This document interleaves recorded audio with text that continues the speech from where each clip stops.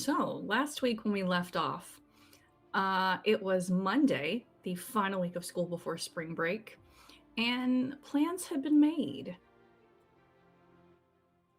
Yep. Sorry, everyone paused a noise, and I couldn't tell if it was my computer or everyone else, so I paused for a second, and then Shanks said, "Yep," which made my brain go, "He heard the noise too. Oh no." Nope. I heard nothing. Okay, it's fine. It's just me. Let me restart my brain. So what we're going to start off with is with Tommy and Avery. Avery, I believe, had invited Tommy to her house after school to come get her old pink skateboard. Yep. So take it away. How would you like to get to Avery's house? We can pick up at Avery's house, however you want to do this. Yeah, well, as Tommy said, he had to do some tutoring first. So the first hour and a half after school, he is busy doing that. And I mean, after that, he really has nothing else going on, so he just walks to Avery's house and shows up. I don't know what school gets out at 3:30. Let's say 5:30. Does he text her ahead of time like she said, or does he just show up? I had forgot that, but he wouldn't have because it's only been like a couple hours for him. So yeah, he would. He writes and rewrites the text 6 or 7 times. It's like, what do teens say when they text each other?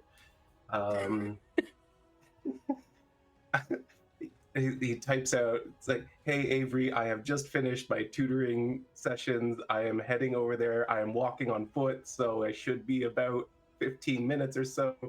I hope everything is okay. Do you still want me to come?" And he's like, no, you're overthinking it. And he deletes it all and says, "OMW."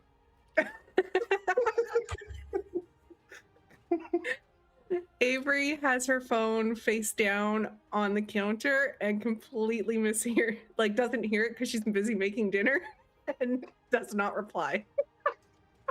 All that stress he doesn't even read it. Yeah. Oh boy. She got too swept up into making dinner. What's Avery making for dinner? I think she's making burgers.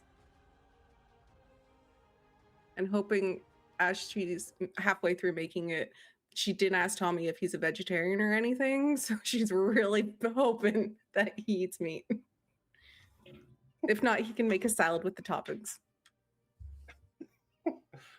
Lettuce and a slice of tomato. If you're lucky, an onion. Raw onion. Maybe some pickles, huh? Yeah, he knocks on the door. She'll be working and probably talking with her brother in the kitchen, which I don't think we mentioned, but her brother does have Down syndrome. I know we forgot to mention it the past 2 games, but she's just hanging out in the kitchen with Peter. They're cooking and talking, and then she's like, "Oh crap, I forgot it." 1 second, she's gonna run to the door, just open the door, be like, "Hey, come on in." Okay. Forgot to tell you, we kind of have dinner at this time of day. My mom's going for night shift, and no problem. I'll come back another time. No, it's fine. I made a lot of food. Don't worry. I always make too much food, so you're probably doing us a favor of eating it. I'm sorry, are you asking me to stay for dinner? Well, I mean, I can't really leave my family during dinner to go upstairs and show you the skateboard. It's kind of my night to cook, so you don't have to if you want. You can come back later if you want. I have nothing else going on. It's really nice of you. It's fine. Come on in. Yeah, he heads in and does the same thing he did the last time he was here, 2 days ago, whatever it was, and just kind of looks out of place immediately and just kind of stands awkwardly, trying to stay out of everyone's way. Does he have toe socks on again? Yes. She's just gonna look down at his feet and be like, "Those are a choice, man." I get really nervous sometimes, and it helps to just kind of kind of grab at the soles of my shoes with my toes. It's easier to do with these. Oh, doesn't it get annoying having like the fabric in between your toes? No, it actually, my feet get sweaty. All right. Cool. This So is my this brother helps. Peter. Oh, hi Peter. I know Peter. Peter, who has like plates in his arms to set the table, waves. Hi. And Avery, did you remember to tell your parents that a friend was coming over?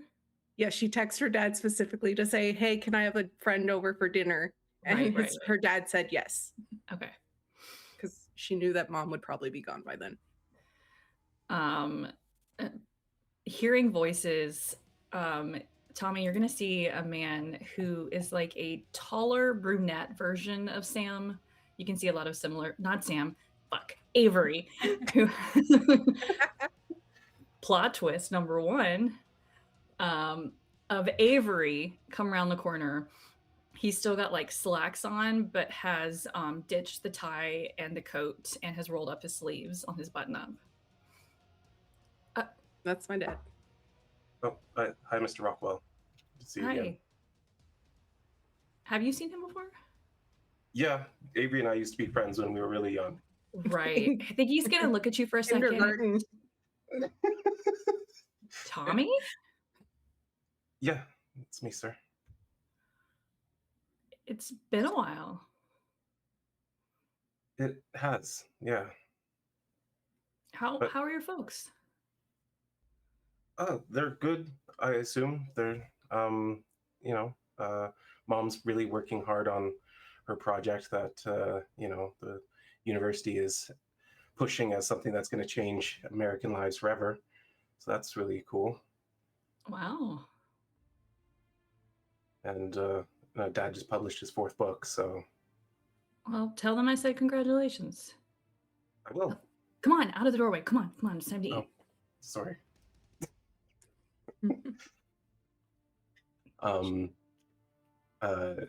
Avery, you definitely saw through that whole conversation with your dad that he is just wringing his toes the entire time. Come in the kitchen. You can help me finish up the food. We'll bring it to the table. You guys sit. She'll like start bossing her brother and her dad around and be like, "You guys sit and we'll bring it out." Yeah, okay. He comes into the kitchen and he's looking for something he can do to actually help because he's not much of a cook. You can rip up the lettuce and toss it on a plate. Does that work? Sure. And, okay. Yeah, he does that. I don't know how it turns out, but. Do you want me to make you roll for ripping lettuce? Because I'll do it, man. Make a brain stack. He's so nervous and he doesn't cook. So brain stack DC 2, and I'm gonna laugh my ass off if you fail this. It's pretty unlikely, but no, that's a 9. Okay, you successfully shred lettuce for burgers. Yeah, I think he overanalyzes it and breaks it into exact cubes that will fit on the burger. But they're not cubes, like squares. He's like stacking them. Awesome, thanks. Head to the dinner table, I guess. You okay? Yeah. I mean, it's been so long since I've even eaten with my parents. Okay, well, have you eaten before? Yeah, I just. Okay, it's like that. Just with me. Like with and my feet family. up on the couch watching TV. Doesn't matter. I can turn the TV. You want me to turn the TV on? Will that make you more comfortable? I don't know. I didn't know I was staying for dinner, so I'm really feeling the pressure. Tell you? No. I swear I told you. No, you told me to come and get the skateboard after school, and that was it. Sorry. It's okay. I'll remember next time. It's really nice that you invited me. I just normally, well, I would have believed that I would have had time to prepare. I'll try and tell you next time. I swear I told you. It must have been in my head that I told you. Because I texted my dad, so I don't know why I wouldn't have told you, but I told him. It's okay, sorry. No problem. You know, it's cool. Okay. If you're uncomfortable, just eat fast and we'll head up to my room after. Okay. Mm-hmm. We'll go eat. And then I assume once we're done, she'll just like be like, all right, Pierre, you got the dishes? Yeah. Okay. Come with me, Tommy. And she'll, like, lead First, him I want upstairs. both of you to make a charm check. No. I knew there was gonna be checks. I knew it. Yeah. Avery, just like a DC Oh, that was good. 3. Tommy, 11. DC 4. Okay. Okay. That's hold on. I have a bonus to it, I believe. You dump all of your points into this first roll to make it through dinner. Where is that? I have a +3, so that's 24. I got a 12 on the first roll. Nice. Dinner, flawless. It's been a long time since you've hung out with Avery's family, and admittedly, it's very different to hang out with someone's family at 16 as opposed to like 5. But Avery's family is very easy to be around, and within a couple of seconds, you begin to relax at the table. Also, Avery's cooking pretty good. Yeah. It's also not cold pizza. Yeah, he takes a bite of the burger and what's the word I'm looking for? Unintentionally, he's like, "Oh my god!" But somehow not. Avery reacts like that too. I think she just laughs. And then he's looking at Avery. He's like, but then awkwardness aside, I think the conversation somehow gets onto music, and because Tommy listens to everything, he knows like everyone at the table's favorite bands, what albums they put out, in what order, what every song on them. He's like dropping facts about people's favorite songs that they didn't know, and just kind of manages to stay in his wheelhouse and be normal-ish. Nice. How does it He is feel, normal. Tommy, to have a family dinner? It's honestly unbelievable. I think even on the way up the stairs, he just says to Avery, like, "Do you guys do this every day?" Most days, yeah, when we're not busy. It's awesome. I guess with your mom and dad, like you were saying, being so busy, you don't get that, do you? Yeah, not usually. No. Well, when I passed that final recital last year, they took me out to dinner. I think the entirety of the conversation was, you did pretty well, but make sure you tighten up your chords in the final bar. And then they went on talking about their projects with each other. Wow, no offense, but your parents are kind of dicks. Yeah, they kind of are. Do they come home on Mondays? They used to. Do they come home now? I think feeling good enough that he's like not feeling hurt having this conversation right now, having had a good experience. As they get to her room, I think he just pulls out his phone and he's like, "Look, this is the last time I've spoken to them." And those are the texts. It's over a week ago. last thing, like his mom said that there was an important visiting professor in on not last Friday when we were when we were all at the school, the Friday before that. And the last one from his dad is the day after that, where he asked him if they're going to be coming home or if they can get food ordered, and he just said sounds good as a response. I think she'll just like look at the phone and just kind of like frown and then look at you and just kind of put it back in your chest and just be like, good, looks like you're free on Mondays. Why don't you come over here now after your tutoring? I cook on Mondays, so no one else is going to complain. I can't put you out like that. Besides, I've gotten used to being alone. It's fine, but if you don't want to, I'm not going to force you.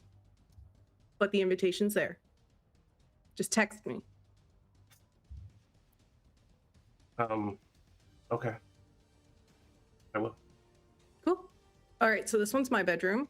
I don't know if you remember, because we played downstairs a lot as kids, but she'll like open her room up. Go on. Yeah, no, I don't think I've ever seen inside. His little quiver in his voice as he says that. Avery's room's pretty simple. It's like probably like a really light blue. She's got her computer. It has like a whole bunch of like skateboard stickers that she stuck to her desk, so it's like a hot mess. Like it just is a bunch of chaos. She's got at least 3 beverages on her table because she is a beverage goblin. And then she has like one of those really cheap full-length mirrors that everyone had when they were in high school, like on the floor. And then she has all her makeup just scattered around the bottom of it. I see all the girls are like, yeah. So that's kind of like what her room is. It's a little chaotic, but it has its charm. Her computer screen probably has like a YouTube video she forgot to close down that's like top 10 places to visit before you're 20, and like just all over the world, all that kind of stuff. But she'll invite him in and then just tell him to take a seat, point at the bed or her computer chair or whatever. And then that's okay. I think he looks at the bed, feels intimidated, and then sits in the chair. Perfect. When she goes to close her door, she's just going to scream down to her dad, "Don't worry, Dad, it's open 4 inches." And then she's going to like close it a little bit. And then under her breath, she's going to be like, "Not like it matters and I can't do anything anyways." And then like she'll go sit on the bed. All right. Oh, wait, no. And she'll get up from the bed and she's going to walk over to the corner of her room because she's forgotten already what's happening. And she grabs the skateboard and she's like, "Here you go. Again, sorry, it's neon. But we can change that." Yeah, no, it's awesome. Honestly, I appreciate it. I don't know when or how I'd even talk my parents into getting me one. So, well, now you got it for free. This one's good for like cruising and the skate park. You can do some pretty sick tricks on it. Have a feel for it. If you end up not liking it or you end up wanting to do just like to get to and from school, we could get you like a longboard, but let me know. Okay, yeah. All right. So I guess my first question is, what is cruising? Oh, like going long distances? Like, you know, when you're chill like on a skateboard, you're just like, yeah. Okay. You're cruising, like when you cruise a car. I don't do that either, so. I don't have my license either. But I kind of have a few questions, and he like takes out a piece of paper and like unfolds it, and there's like 40 questions written down. Oh, no. All right. Shoot. And he like it's literally from like the most basic thing to then theory on how boards work and what is like the best type of board for going fast or for jumping higher. And like it literally starts out with, what is trucks? I hear people talking about trucks. Oh, so and she's gonna like flip the board over and be like, "See this part here, the wheel's attached to, that's attached to the deck? It's like that part there." And then yeah, he rambles off all these questions one at a time until even Avery's like, that's such a high level concept, I have no idea. Even like the Karens that come in my store don't ask me that shit. Like, what do you need to know that for? I don't know. I guess if you're gonna do something, you should know the best way to do all the parts of it. Or you do it, and if you fail, just try again. So just like have fun with it. Mm-hmm. That's what skateboarding's for.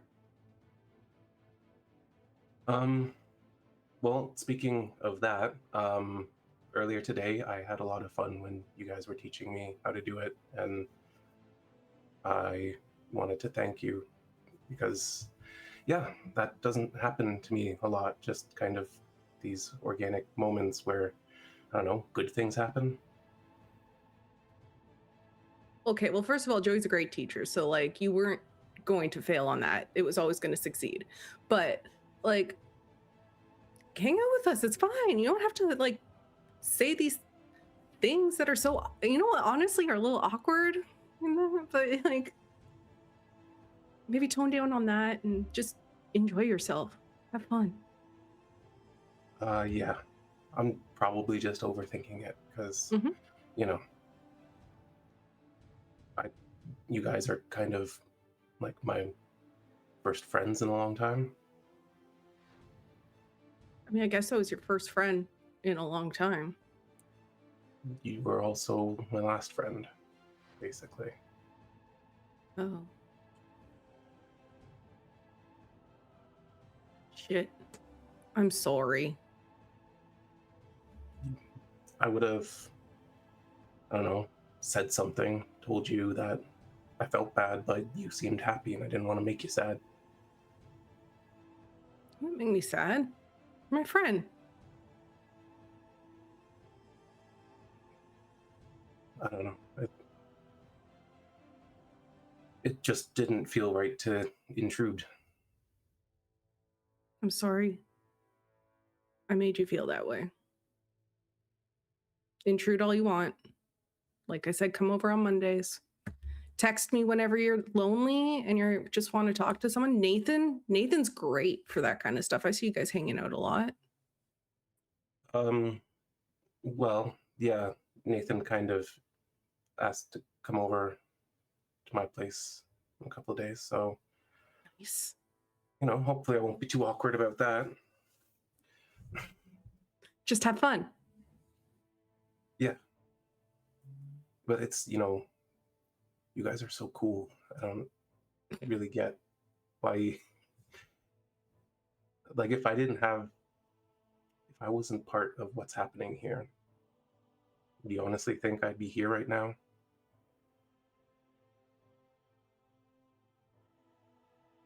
I'm not gonna lie, probably not. But that's because you're good at everything and you wouldn't end up in detention regardless. Yeah, I guess. Although Nathan got me detention once. Did he really? Yeah, he kind of just came around a corner super fast and knocked me over, and somehow I got in trouble for it. What dick? You didn't own up to it? I think he tried. Oh, Maybe. that sounds more like Nathan.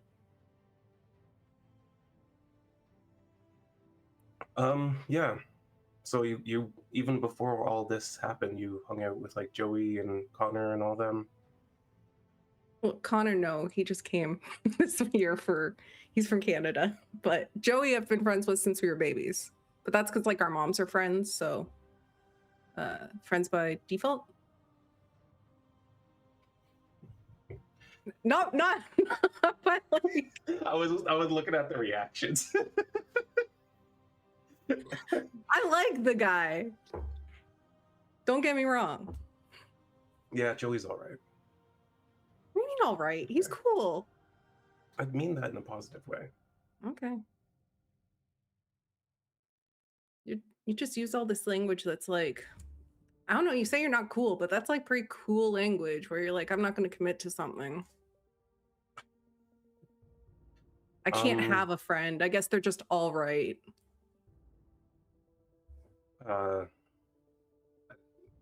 mean, I don't know how that makes me cool, but if you think so, then maybe I am, because like you guys are the coolest people I know. There you go.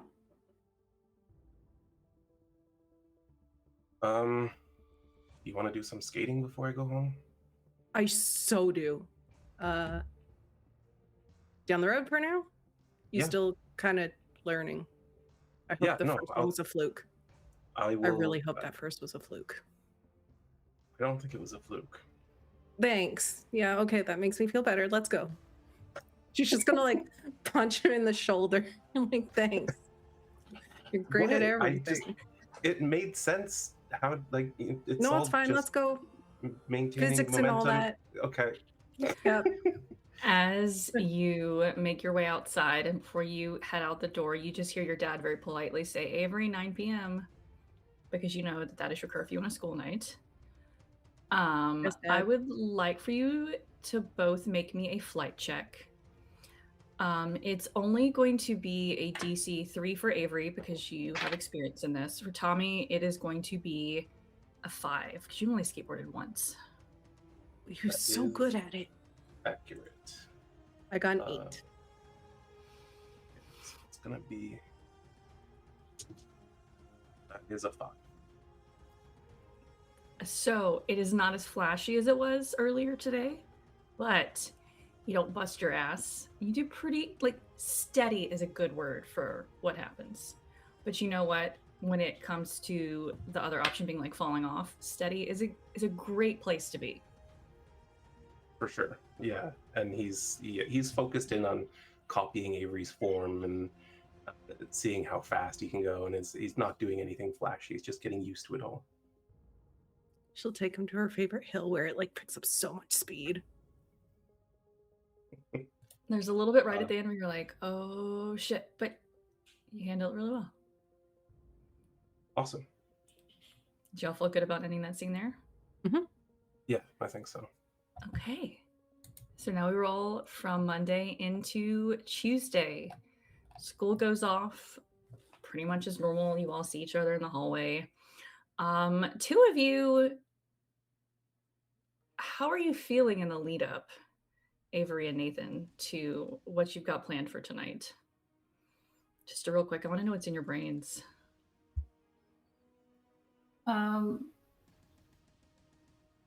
I think for Nathan, he's pretty used to going on dates fairly often, so it's not like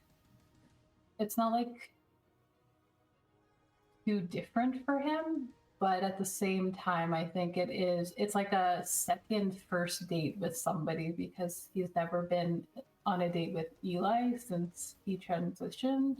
So it's like I think he's feeling mostly nervous that it's gonna be different in a bad way between them.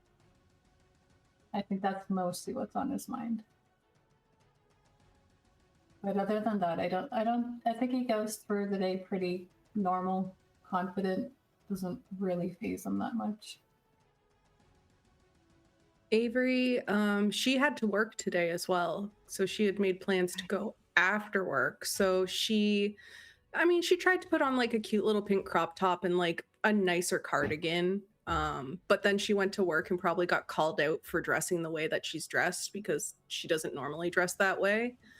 So she's like, whatever. I feel like at some point she had a really awful customer that just like was trying to tell her that she knows better than her, but really it's just like some little kid's mom that has no idea about skateboarding and thinks she knows best, and she's the customer. She's always right. So Avery's like angry and frustrated going into this situation, but I think she's just trying to like, she's got her water bottle. She's like having a drink of it in the break room and just calming herself down before Connor comes to pick her up there.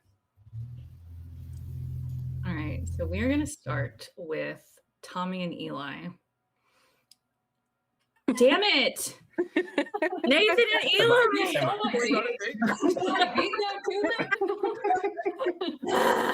This boy. I know your character names. I promise. Nathan and Eli. Nathan, you get a text that is a gif from the movie Say Anything of the boombox over the head with the text knock knock, because I feel like with your mom being the way that she is, it was always an understanding that Eli doesn't come to the door because it would always create a bigger problem.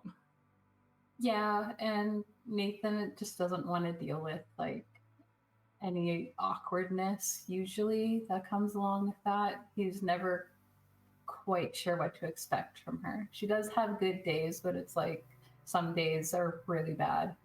And I think today he's managed to fly under the radar for the most part. And so I think Nathan was getting ready in the mirror. He kind of, normally he dresses like very athletic, but that's like not his only style. It's just his preferred style. And I think today he's wearing like slim fitting jeans, and he's wearing like a long sleeve shirt that's like white over with like a darker t-shirt pulled over top to layer over it. And I think when he gets that text, he doesn't bother responding to it, but he just assumes that Eli knows that he's read it. And I think just to avoid even more, throughout the night, Nathan had been testing out some of his powers, I think, trying to figure them out. And I think what he's going to do is, he knows that his room, if you go onto the far wall of it, it goes into the hallway. And I think he's just going to press through the wall and try to go through there quietly. And I think he's a little bit worried because he's bringing a little bit of like extra stuff with him, because he's also got like the satchel over his shoulder. It's like, I don't know if this is gonna work, and so he's like fully expecting that the satchel will just like get pulled off of him or something, and he's gonna go through the wall to try to avoid even talking to his mom on the way out. As you kind of brace yourself for getting like pulled back by a stuck satchel, you take a deep breath and you walk through as if the wall was not there. He's going to very quickly pad down the hallway, go down the stairs. He goes out of the side of the building instead of the front and goes along the walkway that goes along the building. And he just slips into the car. Well, so Eli is actually standing in front of the car with a flower in his hand. He is also in a little bit nicer jeans and like a dark green Henley, and holds out the flower and opens the door for Nathan. He's like, look, trust me, I know that gender roles are bullshit, but I haven't gotten to take you on a date as the inviter, as the gentleman before, so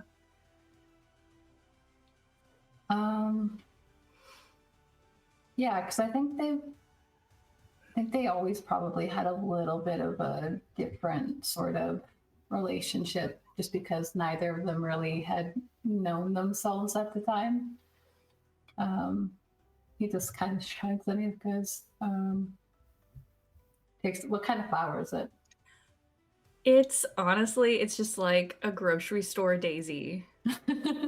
But he's gonna take it, and he'll let Eli do the gentleman thing, and he'll flip into the front seat, and he I think he's feeling a little bit charmed by that.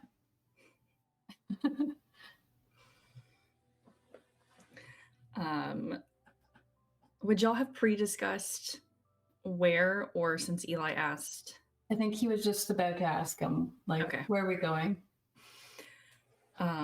Well, I know you love a big flashy date, so I was thinking large gulps, hot dogs, and the Riverwalk. Wow, that's very pricey, Eli. Well, you know I will spare no expense to charm you. All right, that doesn't obligate me to put out though, does it? Well, we'll see how the night goes. But no, he just kind of laughs. Like he goes to say something charming, but that just still kind of like was unexpected. And he's gonna laugh when he goes, am I making you nervous? a little bit. Well, like I said, we're just getting to know each other again. Yeah, first date. He goes, sure. Eli is gonna put on an old playlist. I feel like it's maybe one y'all made together a couple years back. And yeah, drive down to, actually it's only like 2 or 3 blocks. You're really only in the car for like a song to go from your apartment to Jim's Convenience. Mm-hmm. And he will go, wait, and jump out and like run around the front of the car to open the door for you again. He doesn't do the slide across the front. He thinks about it. The hood. You see him kind of like, and then he like runs around. He's like, I don't have powers, and I think that'd be so stupid. I think Nathan's just kind of extra chuckling because he's like, I don't even need the door to be open for me at all. But he's letting him go ahead with this little plan that he seems to have in mind. So you'll walk into a small convenience store with cramped aisles, but plenty of snacks, and the most important feature, a large gulp machine along the back wall. Mm-hmm. As you walk in, an older Korean man with salt and pepper hair stands at the cash register in a Canadian tuxedo, jeans, and a faded denim shirt. I didn't name it. And he looks at you, Nathan. Hey, just stopping in. He'll give you a nod. You remember Eli? Eli's gonna nod. Evening, Eli. I think Nathan just gives Jim just a little bit of a nod and a slight sly wink as he heads towards this. What were you calling it? A large? I think that's what you named it, a large gulp machine. He's going to do the thing where he does all of the fucking flavors, no ice. It's like that's a waste. And then I think, Eli, you don't get a choice, and he's going to hand that to Eli and then do the same thing and get another one. And then, Eli will grab y'all some chips from that aisle. And towards the front by the cash register is the rotating hot dog warmer. I think what Nathan's gonna do is he just I think he plays it up a little bit, like this is some sort of fancy restaurant. So he goes to one of those little napkin holder things, and he goes like this, and he just does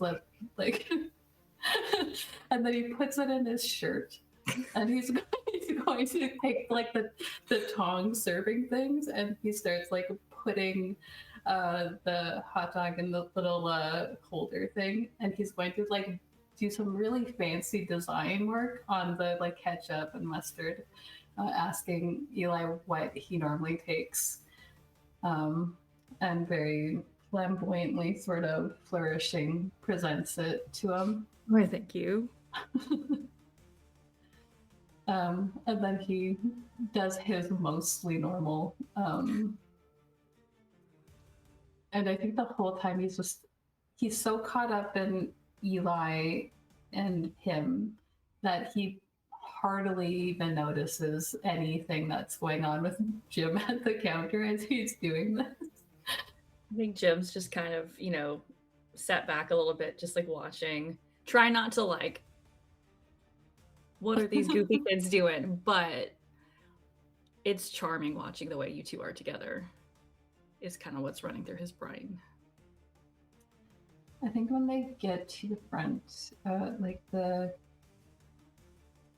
to like pay for it, he's gonna look at Eli and he goes,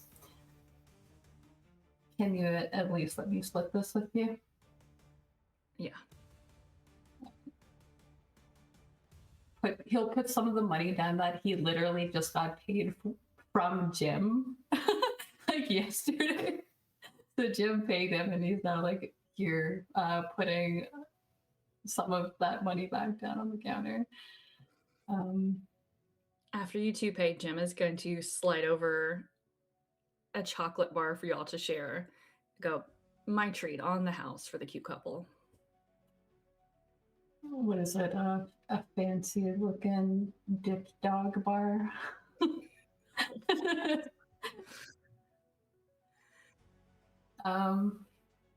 Thanks. He's just gonna kind of put it in his pocket, and I think this time he'll hold the door for Eli as well. And once they head out into the front, he goes, "Did you have plans for where to go after this?" Was thinking we could go walk along the river downtown, watch the sunset. Pretty romantic there. All right. As you two make your way there, you park in a little parking space. There's, every mile or so, there's a little spot along the Riverwalk. A wide pathway follows along the winding river that cuts through the town. About a decade ago, the Revitalize the Riverwalk plan was finally put into action, adding public art along the pathway along with lush beds of flowers, currently full of early blooming daffodils and hyacinths. As the sun begins to set, as you two make your way out, it paints the river a vivid orange, and you can hear a jazz quartet playing from the small amphitheater along the path. I think when he hears that, he goes, "Do you know they do stuff like that here? I'd never come here." Yeah, my sister said like the college like bands will play and stuff, but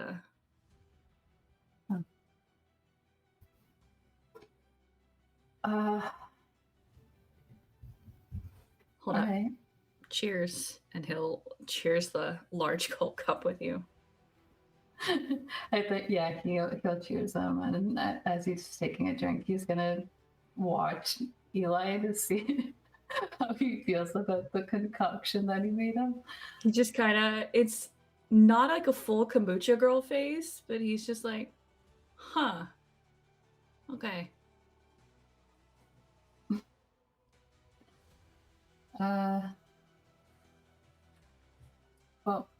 He's gonna start walking, and he does like that sort of we're not really going anywhere sort of pace of walk. Mm-hmm. And I think what's probably been pressing on Nathan's mind the most it's pretty plain on his face that he's thinking about something, but he's eating and he's drinking his drink, and he's kind of looking at some of these pieces along this pathway till he finally like looks over at Eli and he goes, "So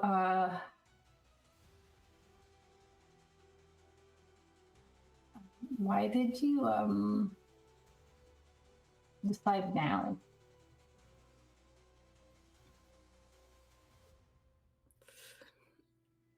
been thinking about you for a while.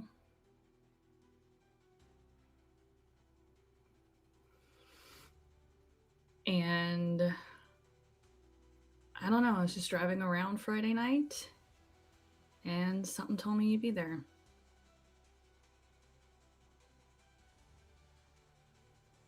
So you weren't already there? You just came to check on me? I didn't have anything else to do. It was a Friday night. There was a party. You had things to do. Yeah, but you weren't at the party. So you're saying that you looked for me there? Maybe.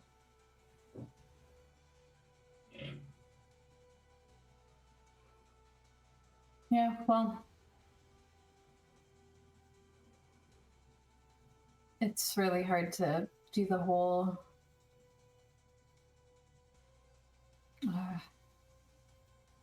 party happy scene when my mom's not having a good night. Yeah. Yeah, I remember that one time. You know, he's referring to one of the few times you let him come upstairs to your apartment, which turned into a huge mistake. It happened to be one of her bad days.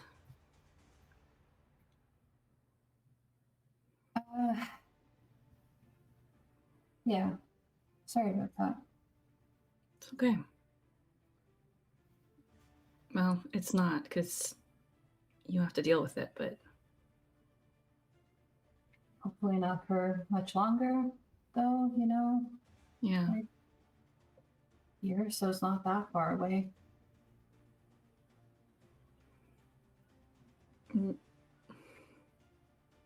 Not to be too bold on a first date, but you don't have to stay there every night.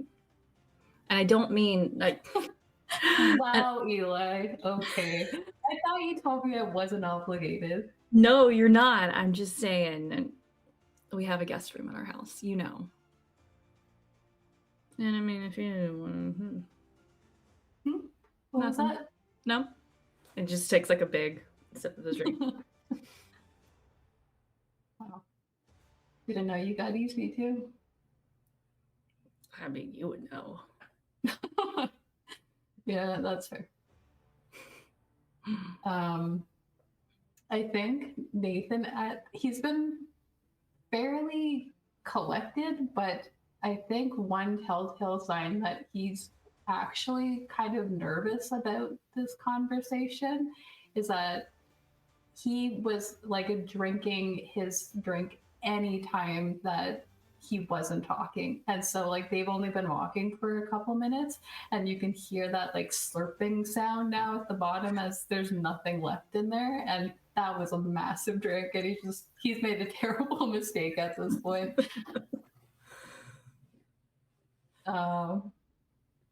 Kind of holds it, I guess, until he finds somewhere to throw it out. And thankfully, as part of the Revitalize the River walk, there are both trash cans and recycling bins. Very like beautiful. Why would someone put that much effort into the like receptacles every so often along the pathway? Tosses that in there.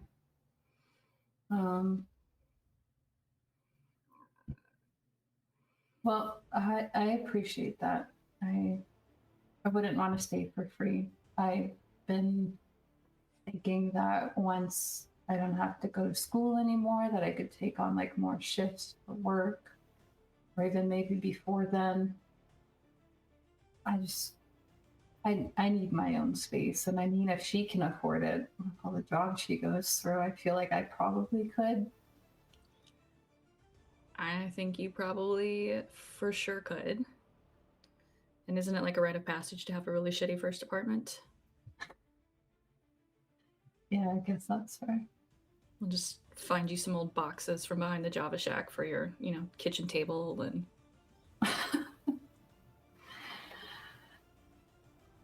Yeah. I'll think about it, though.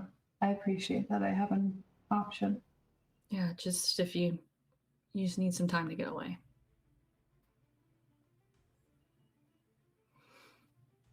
Nathan, I'm sorry you got left in my like journey of self-discovery. Have missed you. Well, thankfully, I had a lot of people keeping me company along the way. I'm glad. Not to say that you're replaceable. Not to say that I'm not jealous of them, but I think I missed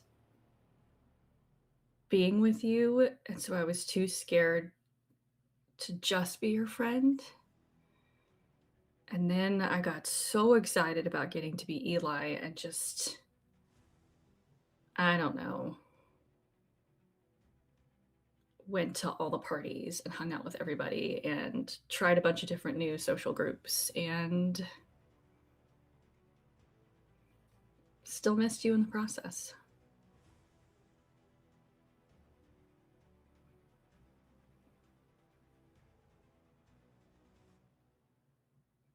And I'd feel extra shitty about it because I know your mom, and I know that's not something you open up to everyone about. And I hated that I wasn't there for you with that. I think his mind kind of goes to his mind goes to Joey at this moment when he says that, like, and then he also thinks about Henry and Dustin, and he goes, you know, I've been kind of finding that some people are pretty cool and understanding. Good. I just, I know it's a shitty situation, and I know I should probably say something, but at the same time, if I say something, what if I end up with someone worse? It just feels like I'm familiar with this, so maybe I just made it out. You stick with this shit in case the other shit stinks worse. Exactly. Yeah. But I took on a lot of hobbies. I do a lot of other things now, so there's a lot of stuff that keeps me out of the house, which is kind of cool. Yeah, and now you can, he like leans real close, have freaking superpowers. Yeah, I was actually gonna talk to you about that as well. Like, we didn't really find out anything about the whatever that stuff was. Yeah, does Tommy still have that? Yeah, I was kind of freaked out about it because there's that movie, with the superheroes. It just kind of, it felt eerie in a weird way. But he was like, no, it's fine. And like, we're leaving us with the one person who's going to be alone at night. That doesn't seem fine to me. Yeah, that just like a Tupperware in his fridge too, like. But I don't know. Tommy's really smart, so maybe there's just something I'm not seeing there. Hey, and maybe when it's not a part of whatever the hell that was, it's just like gunk. Just like stuff. Nathan's shoulders like visibly relaxed because he has been tense at that thought. Like, this poor kid. And he goes, yeah, maybe. Like, I feel like everyone else would have spoken up if it was a bad idea. So I might be the only one freaking out about it. But I'm also going to go check on him tomorrow. So Good.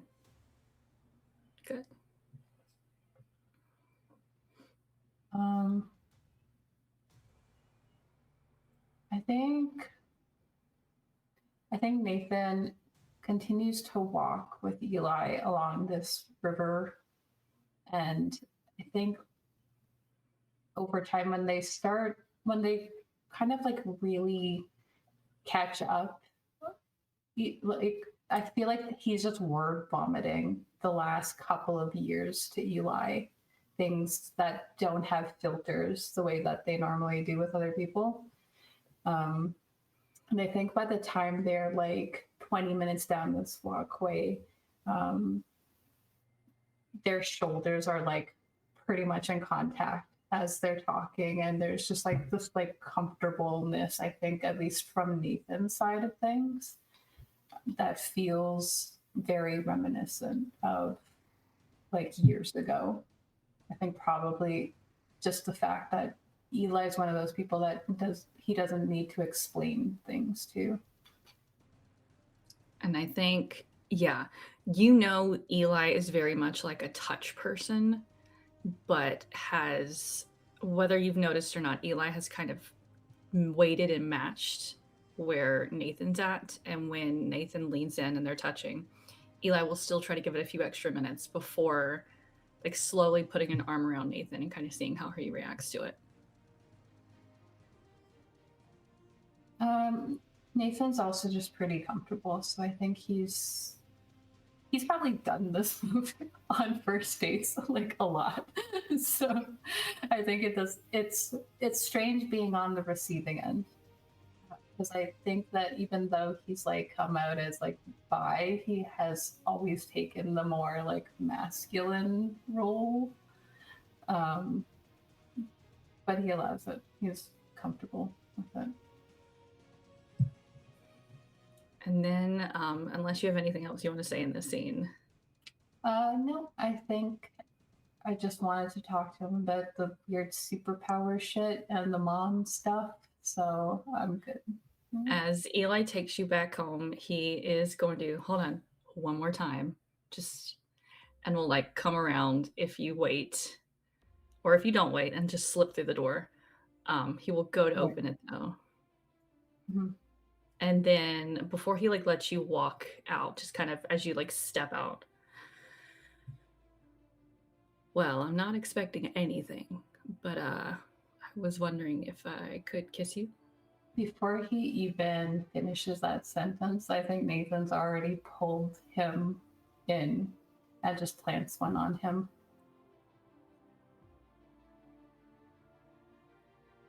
Sorry, I didn't let you finish what you were going to say. I was just gonna ask if I could kiss you, well, I guess again now. He'll nod. And then I think they'll do a little bit of making out in the parking lot before Eli finally lets Nathan head upstairs. All right. All right. On a different part of town, as the shop begins to close and the sun has set, Avery, you see blue hair and a striped sweater skate up to the front of the shop. I think she, at this point, has a monster. Sorry, what do we call him? A yokai? She has a white yokai in her hand, ready to spend the whole night awake. And she just like opens the door, see him. Hey, what's up? He kind of like, hey Avery, you ready? Yeah, let's go. Yeah, I would. Breadsticks? Sure. Is that where you want to go? Yeah, I was hoping to take you there. And he is nervous in a way that like you have not seen before. Yeah, it's kind of weird. I think she's like, what's up with him? I think she's also, in a way, a little, like, not snippy or short, but she's just kind of still in that weird bad mood from work kind of thing, where she's trying to get herself out of it, to be like, oh yeah, breadsticks, sounds good. She like smiles. And because of where you are in town, by the mall, it's not that far to skateboard. Neither of you have a license or a car, so it kind of works out. You make a couple blocks over to an Italian restaurant full of vinyl-covered booths, walls full of kitschy Italian memorabilia that was guaranteed to have been purchased at a house greats. The hostess, a student from the local community college, leads you towards the back of a restaurant and sets down 2 menus along with a large basket full of warm breadsticks. I always love the breadsticks here. I mean, we're cool. Yeah. You know. Oh shit! I've got something for you. And he like rifles in his bag and he's like, so I know you're supposed to give like flowers on a date, but I didn't really know if you were like a flower person, so I got you this. And he hands over a kind of like American graffiti style flower sticker. You can put it on your deck or whatever you want. And I got this for you. This is dope. I'm not a flower girl, so okay, I this didn't is think you were, but great. then I was thought maybe you Nah, it's they die. Stickers I can put on my desk or my deck or anything. My water bottle, and she's gonna like go in her purse and pull it out and slap it on her water bottle right there. There you go. Okay, because I saw it and I thought of you, and glad you like it. Thanks. I'm sorry I didn't get you anything. No, I mean, you said yes to a date. It's Yeah. It's kind of like a big deal. Yeah. Yeah. Avery, who has been on a lot of dates, and she's like, yeah, no, totally. He's I like don't date much pushing in Canada. up his sleeves, and he's kind of like, yeah. I mean, I have, but like, I mean, you said yes, so that's like. But like, okay, so when we're here and people are like, oh, my girlfriend in Canada, like, is it the same situation as with you guys? You're like, actually, my girlfriend in Canada? Like, you had a girlfriend in Canada? No, well, sometimes it's from summer camp and they're from a different province. Got it. But, I mean, thankfully, the internet, it's, way easier. Yeah. Not to lie, but to like prove that we were here and we came to breadsticks and You need to prove we were here? no, it's not what I'm saying. No, it's okay. Do you want a picture? You gotta send your friends back home? Yeah. Okay. And she'll like scooch beside him. And then he'll like hold up his phone and take a picture. Yeah. She's just like all casual about it, making it like not like a romantic picture at all. Avery is not a romantic person. She's just like, everyone's chill to me. But she'll like kind of snuggle in for the picture. And then once it's done, she's like, wait, one more. And she'll like take a picture of like just herself, like at her best angle, so that if he sends it to like her friends, like she actually looks the way she wants to look. There you go. Thanks, Avery. No problem. Just then the waitress comes up and she's like, can I get you two something to drink? Soda? And for you, and he'll be like, yeah. Okay, I'll be back in a minute for your order. And we'll just very nonchalantly walk away. She's having the best day of her life. I would be if I got to serve us, Actually, no, I think I would hate working here. I don't think I'd hate working here. I just know what retail's like, and it's not the best. Yeah. He's gonna look over a couple of booths, and there's it's your Karen from earlier. Oh no. With her husband and kid. And she's very much like, you can tell like she is controlling, like making her kid sit up straight and is like, oh my God. And she's gonna like hold her menu up and just be like, what? Don't look now, but see that bitch over there? That's the one that made my life a living hell today. Oh my gosh, what a Karen. She is. That's why our waitress hates everybody. Because of her, that makes sense. Yeah. Yeah, she probably is like, excuse me, I have a speck on my fork, and can you please go get me a new one? And then, the waitress definitely licked it. Oh, she did. I really hope she did. She comes back with the drinks. Okay, what do you want to order? I'll have the special. Okay, and you? and Connor will order a lasagna. And then if there's anything in particular you two want to talk about in your date. I think she's just gonna like, after a while, kind of get in a better mood, especially now that Karen's there and they made fun of her. And she's just gonna be kind of like, is it weird to like, I don't know. I have so much going on in my life right now, and I don't know if the superhero thing is really like something I want to do. But at the same time, I'm kind of looking forward to it. I feel like it's like my only ticket out of this town. What, it's like become a famous superhero? Well, maybe.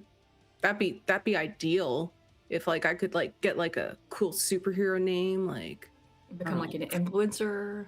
yeah, you know, like everyone's gonna like pay me to do cool stuff. Like I can like move rocks somehow, and like that'll help. Like Uh-huh. I can Landslides. excavate stuff. I could save people from landslides. Yes.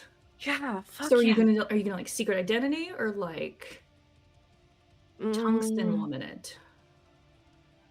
No, I feel like I'd be out in the, I'm bad at keeping secrets, so I feel like I wouldn't be able to do the secret identity thing. But I would definitely make sure I have like a sick superhero name.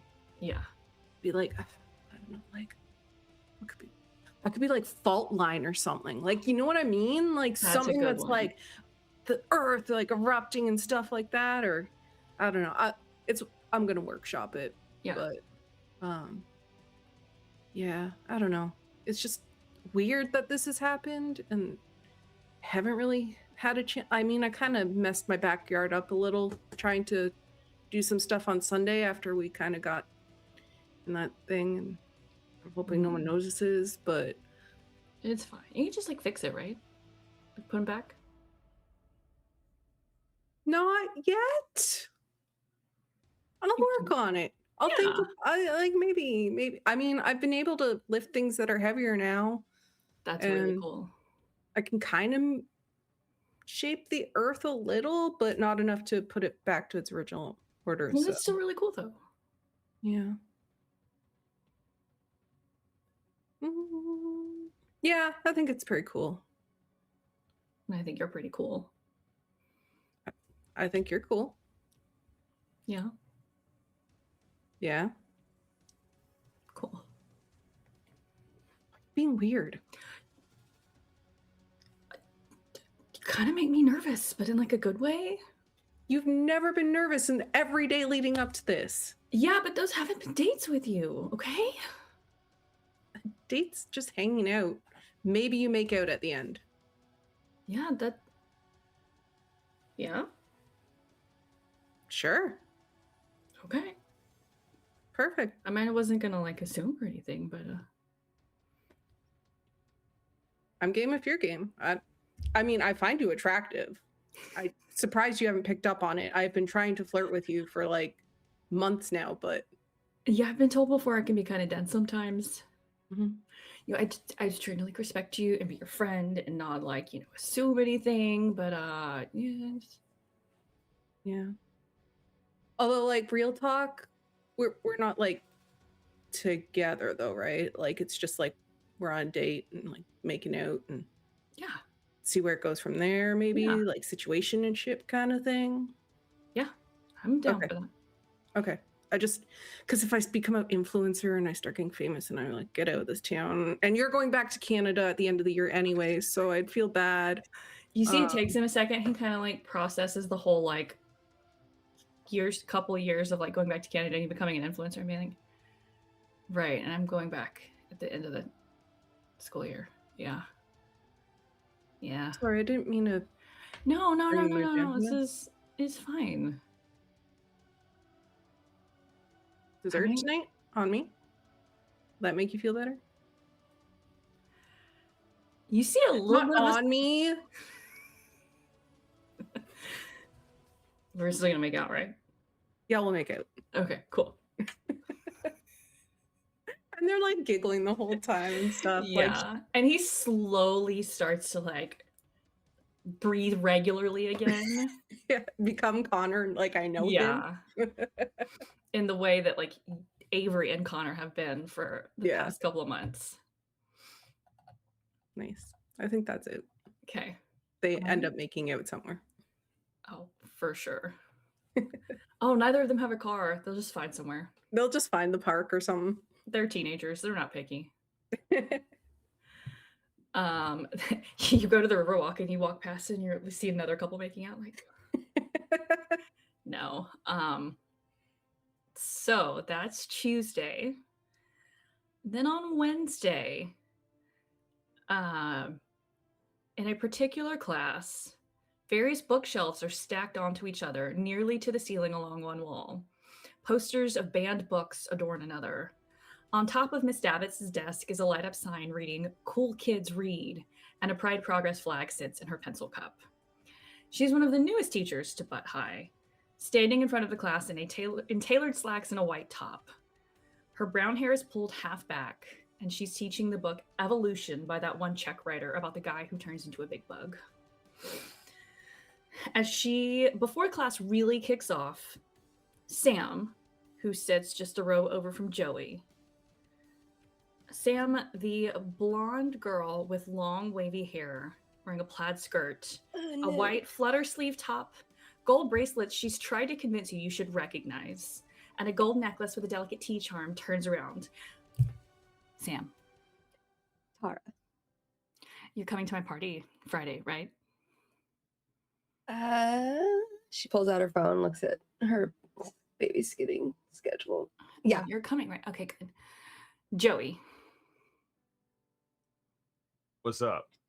You're coming to my party, right? Oh, Friday? hey. What time does this start? Just whenever.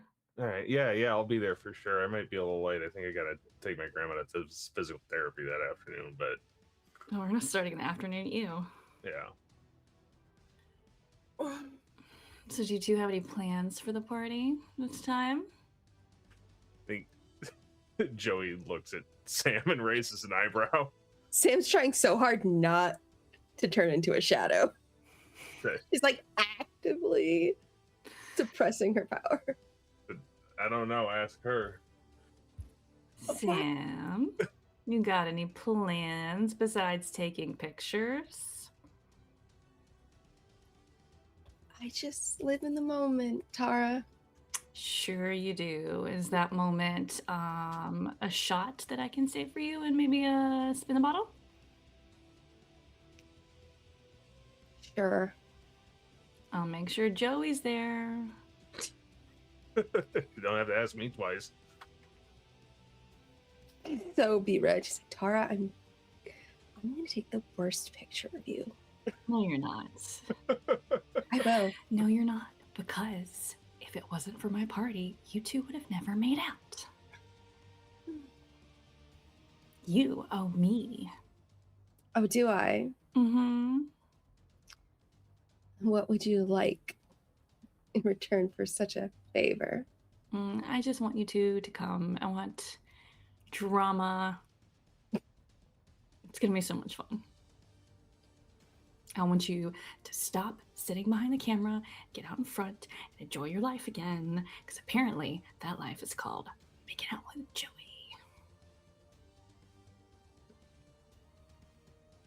One condition.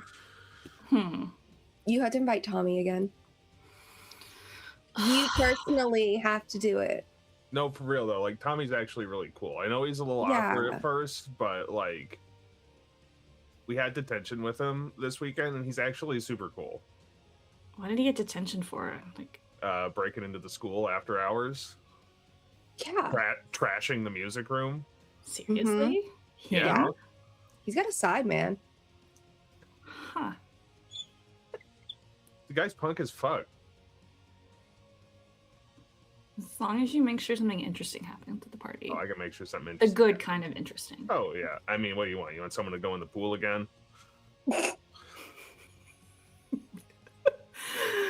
Avery, oh no. That's what he got detention for. I didn't say he did it. We'll see what happens. I've got to go talk to Eli anyway and make sure his sister is getting his drinks. and I will run into Tommy in the hallway and I will tell him to come, okay? But if he gets weird, you two have to babysit him. It's fine. Scout's He's chill. honor. Okay, I'll see you Friday. And she turns back around. I look over at Joey. Maybe you can dump Ricky in the pool. I can make that happen. But like, okay, but what was up with that though? What? Like, you could have stopped when they stopped counting. You want to talk about this now? What, you want to talk about it later? We haven't talked about it at all. Yeah, I don't know why we haven't. You haven't come around. You want to talk about it in English class with Tara right there? She's busy. I don't know, man. Why didn't you stop? I don't know.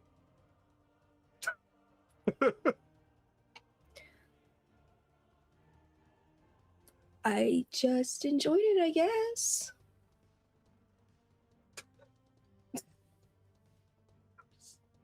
This is so far divorced from my high school experience. Not too far. Which direction? What was your high school experience, David? Well, no. Tell me how it made you feel. Well, my graduating class of 96 people. Oh gosh. Boy. My graduating class of 400 and something. I lost That's count. how many people were in my whole school. Different experiences. I don't know, I guess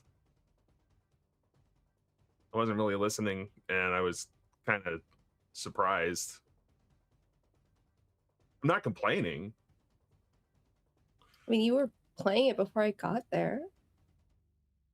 Yeah, but like nobody else ran into the circle for one round, kept going past the 10 count and then left.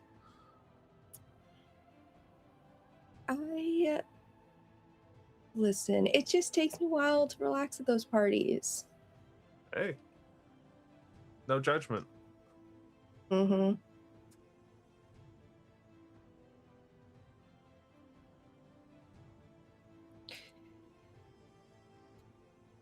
So you're gonna play again? Oh hell yeah. You? Yeah. And it's it's like the spring break kickoff party too. It's gonna be a big one. Yeah. I don't understand how Tara doesn't get in like trouble after last time. Yeah. My dad would kill me. I mean, I guess they have to find out. They probably found out, but I don't know. Maybe she's got like she's probably got like staff and stuff to clean up after it. That's fair.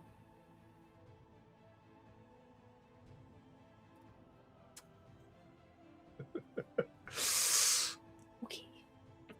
Well, all right. I'll stop hassling you, but I don't mind. I was just wondering why you waited so long. I don't know. I guess I was waiting for you. We don't have a lot of classes together. Like you said, it's like, yeah. You want to talk about this in English? Tara's right there. Fair. Fair enough. Tara has her phone out and she's just like, She would. absolutely. And your poor teacher, this is her first year as an actual teacher, is struggling to make you understand the importance of what this text means. I don't think Brittany understands the importance of that text.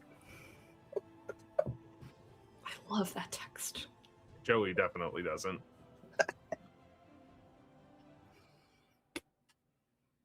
Oh. So, do y'all want to continue the scene further, or do you feel good about it? No, I'm good there. I feel Unless like they're he's just gonna ask anything else. No, I feel like they're just going to be. Joey's just going to be a little bit awkward and trying to be smooth, but it doesn't really work. Joey awkward? Wait, I want to see that. Describe for us, how was Joey awkward? I don't know. I felt like that whole last scene was awkward. No. Yeah. Awkward This- scenes. This was like a good time after all of these moments to take a little break. We're gonna come back, have a couple more Wednesday moments, see if my players want to do anything else other than just have their characters make out, and then maybe we'll head to Tara's party. We'll see you in a few minutes. Welcome back to Arkdale Awakening, a Kids in Capes game. We've been having some interesting character scenes tonight, some friend hangouts, a couple of dates. Tara trying to get some teens together at her upcoming spring break party. Speaking of Tara, during swapping of classes that afternoon, Tommy, I don't know how you walk to class. I kind of like to imagine it's kind of head down. I don't know though, you've got friends now, so maybe a little more confident. Yeah, I think Tommy's feeling a little bit more confident, a little better about himself right now. So, you know, he's kind of walking through the halls, and I think maybe some people are going like, has Tommy always been that tall? Because suddenly he's not hunched over in pure depression. And he's got his guitar on his back because he's heading to music class. And suddenly standing in front of you, unmoving, is a tall, blonde girl you know to be Tara. Hi? You should come to my party on Friday.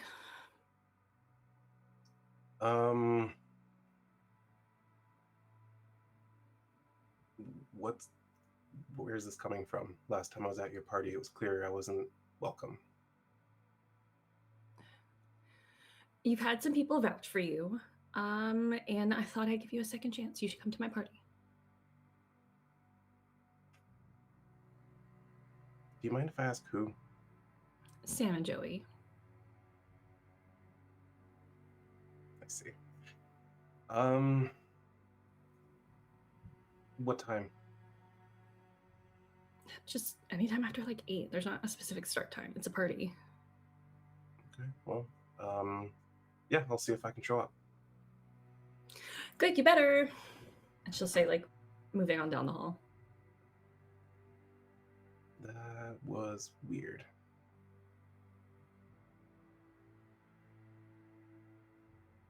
All right, well, off to music, I guess. All right. Tommy, you know that you have another thing on your calendar that afternoon. Yeah. So unless anyone wants to have any conversations or anything from at school that Wednesday before we move after school, just remember, y'all can call for anything extra at any point. At some point towards the end of the day, you know, Joey knows that the baseball team has practice today at the batting cages over at like the can't think of a fake name for one of those places right now. Like one of those combination arcade mini golf things. They just have a whole bunch of batting cages too, and they use it. There's for one practice. along the side of the mall. Yeah, just gonna go embarrass the baseball team after school if anyone wants to watch. Are you sending that as like a group message? Yeah. You get a response back from Tommy. That sounds awesome, but I actually have plans. And like, you can almost feel a confusion in his voice as he types that.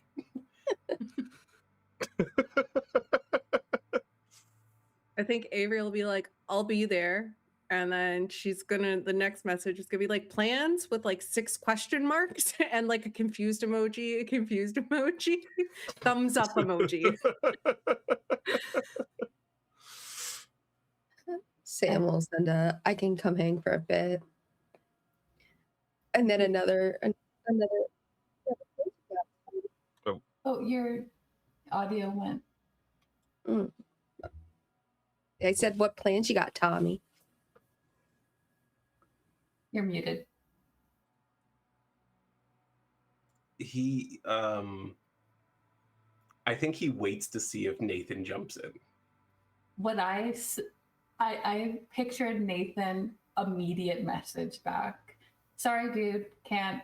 And then a pink heart. Oh, Nathan's coming over to do some gaming.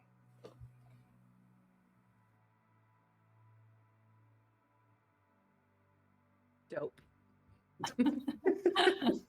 She like Sam Have emote fun. reacts with just like a video game controller. And Joey throws a yellow one of these on. That seems about right.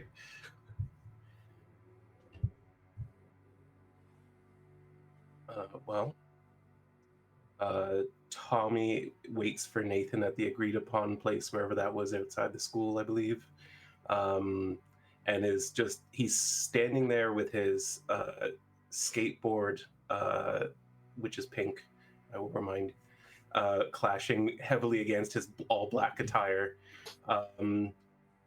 He's just holding it by the nose and eating a 3-day-old croissant. Because that's all the food he has.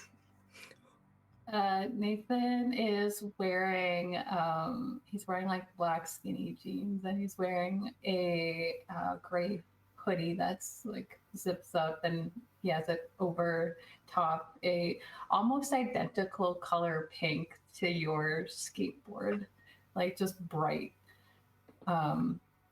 He goes, "Oh, sick! That's a cool color."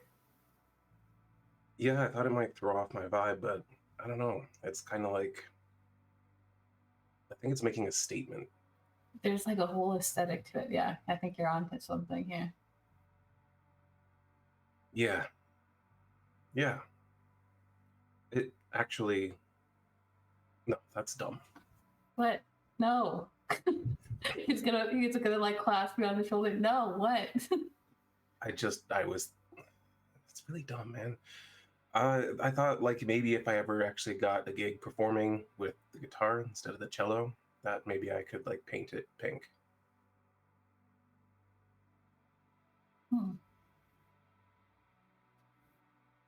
There's like it's like a slight hesitation before he says anything. He goes, I think that's pretty cool. Yeah. Would you get like some sort of like wrap around it, or like you'd get it like a custom sort of like paint job? Like how do you do that? There's a music store. Actually, it's not far from the Java shop. They kind of owe me a favor. And I thought maybe they could just give it the proper plastic coating for me. I think you should do that even if you don't get a gig. Yeah, well, I mean, how would I ever even my parents wouldn't allow it. Dude, I don't see your parents here right now.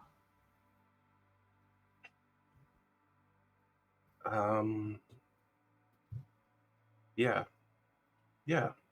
I don't know. We'll see. If it works out, maybe it'll be fun. Right, you want to go? Yeah. Oh, yeah, I guess we're walking. He kicks his board up and carries it. I mean, if you want to ride that, I'm like running alongside you. Kind of like doing that. Oh, that's right. You're really fast, aren't you? He just like just sort of fixes his hoodie. Yeah.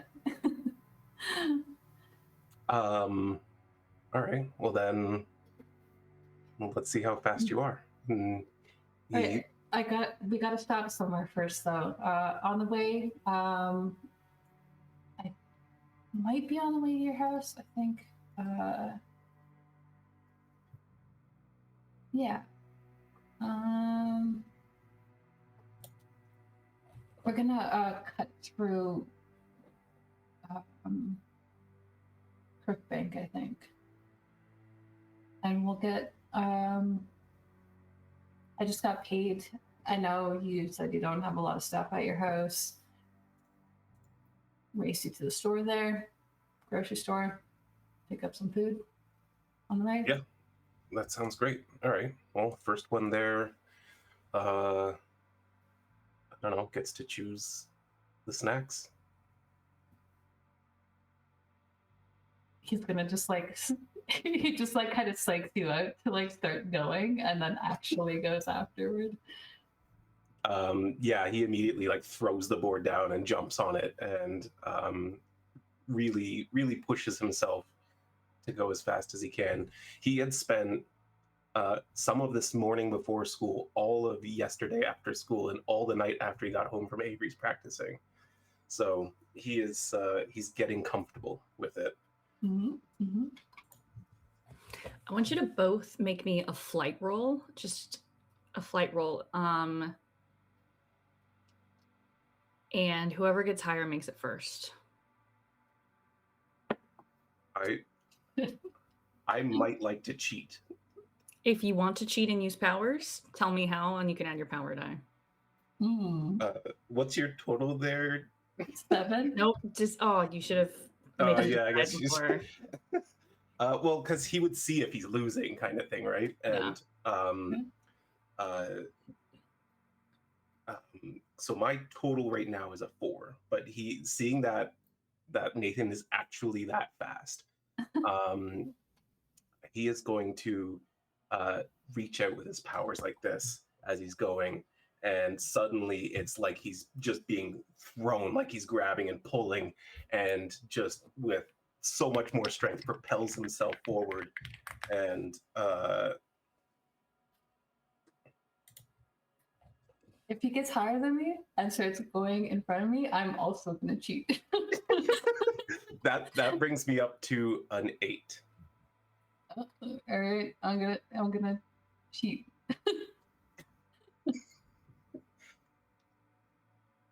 And this is exactly as competitive as Vixx and I actually are. Don't roll a fucking 1. I rolled a 1. So we're kind of what tie? Yeah, what Nathan is doing is he's very comfortably running until you start just suddenly passing him, and he lets you.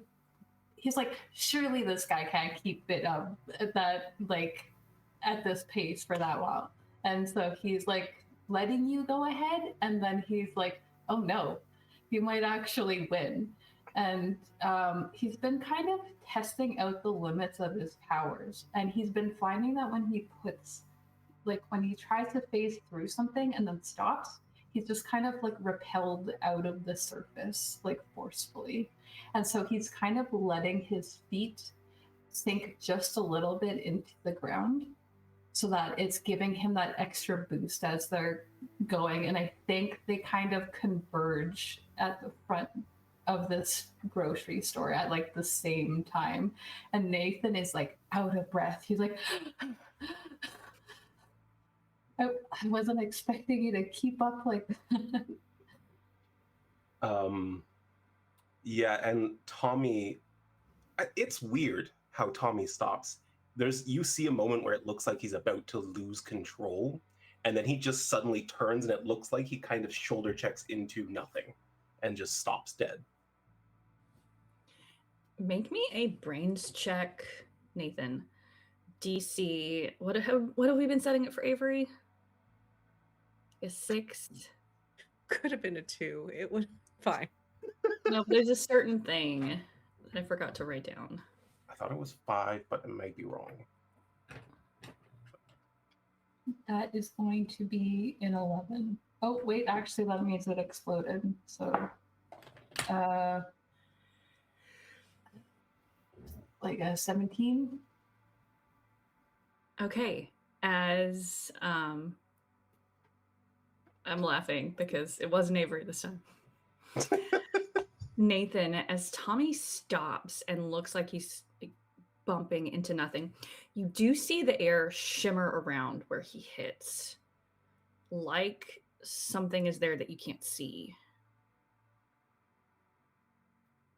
I think he's still like gasping for air, and he's just kind of like he didn't drink enough water, so he has like a little cramp here. And he's just like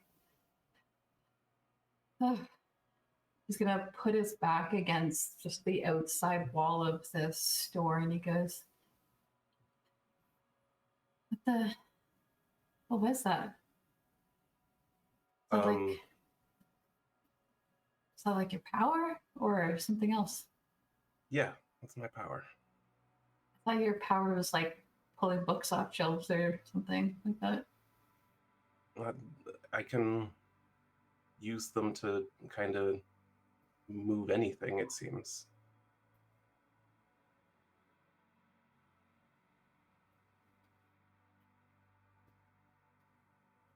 What were you moving there then? Just Well, me. They just stood in my way.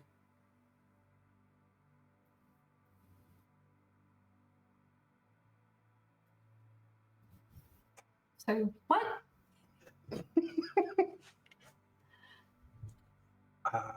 Maybe we shouldn't talk about this here. Oh, yeah, that's fair. Yeah. That's not dropping this though. No, of course not. Why are you smirking like that? He's going to put one foot into the front door, and he goes, "I win," and then he goes inside. That is not fair. He like chases him into the store.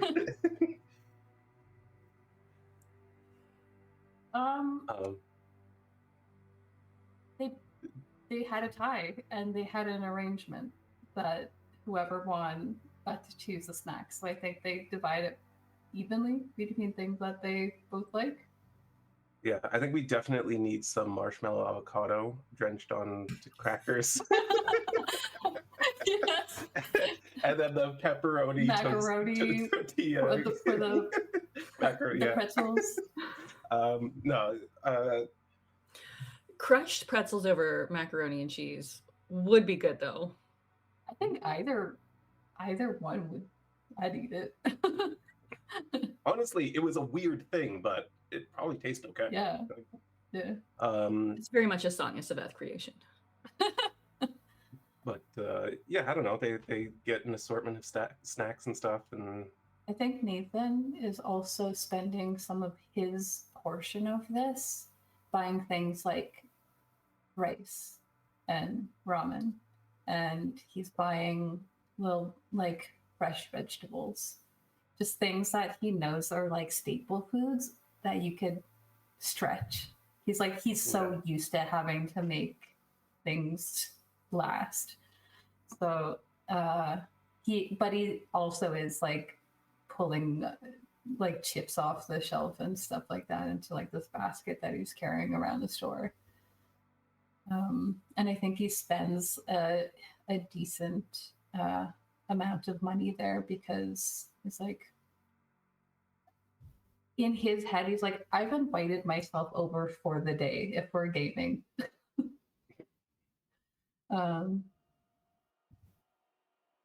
And yeah, I think a very similar thing, they would go race back to have a rematch back to us. I think actually Tommy declines the race this time, especially with them carrying all the stuff. But I do think he doesn't notice how much food you bought until you're carrying it all. He's like, what, did you have to do your weekly grocery shopping right now? No, I said that I just thought maybe I might show you how to make some of the food that I make sometime. Pretty easy. Sure, I guess. I mean, it was pretty embarrassing when I didn't know anything when Avery asked me to help in the kitchen. Oh no, what? You went for you stayed at Avery's for dinner? Yeah, she didn't even tell me until I was there, but then she was like, "Oh, it's dinner time right now, so come help me finish it," and then I've had heard dinner she's with her like family. that. I have heard she's like that. You had fun though? And Yeah, it was he's doing awesome. this while he's like paying for the groceries. Yeah, it was awesome. They're nice people, and it was kind of cool to just hang out and chat over dinner.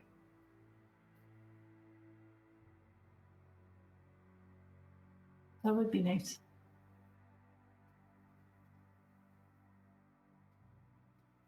Anyway, wants to move on from the topic very quickly. I think when you see him, like, he pulls out a wallet and it has like this keychain on it that just has like a bunch of little keychains that it seems like he collects. Some of them are just kind of like, you see one that's they give out at their school, so it's like the Butt High School keychain. But I think among them, one of the things that Nathan might notice is that there's like these little chibi style keychains of Stellar God and Lenora from Keepers of the Cosmos.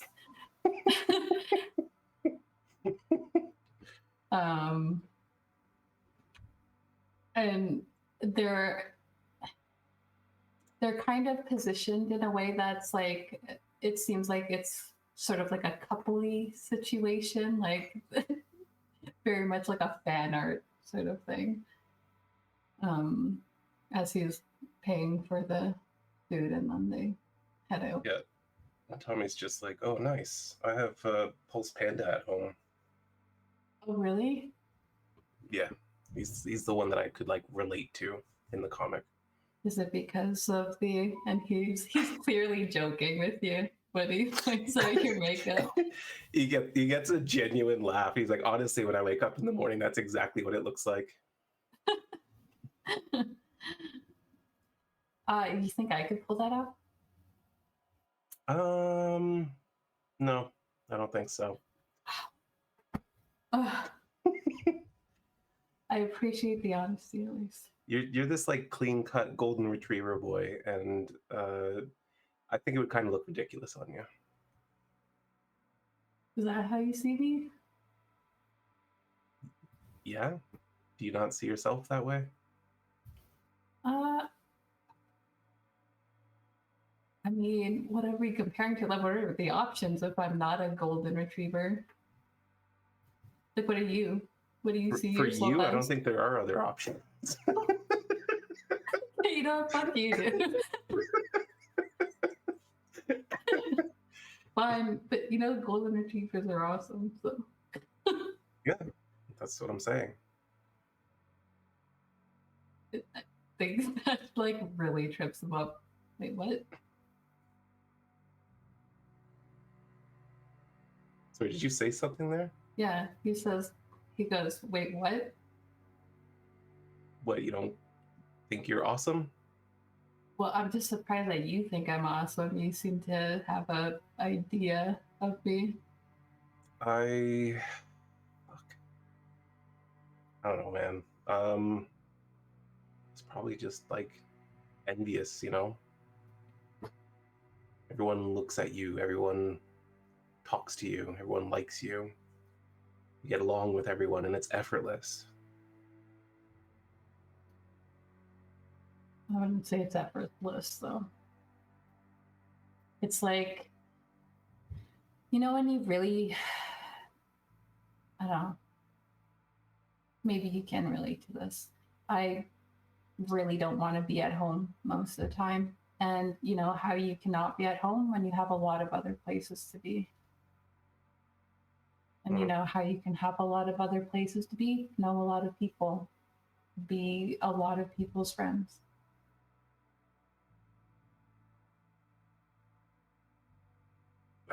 I guess that makes sense, but you make it look easy to do that part of it. Well, I mean, I have practice. Do you have practice at that? I did once upon a time, and then everyone stopped caring. Oh. Went on so long that I kind of decided the problem must be me and stopped trying. That time you apologized for getting me detention was the first time a student had spoken to me that year.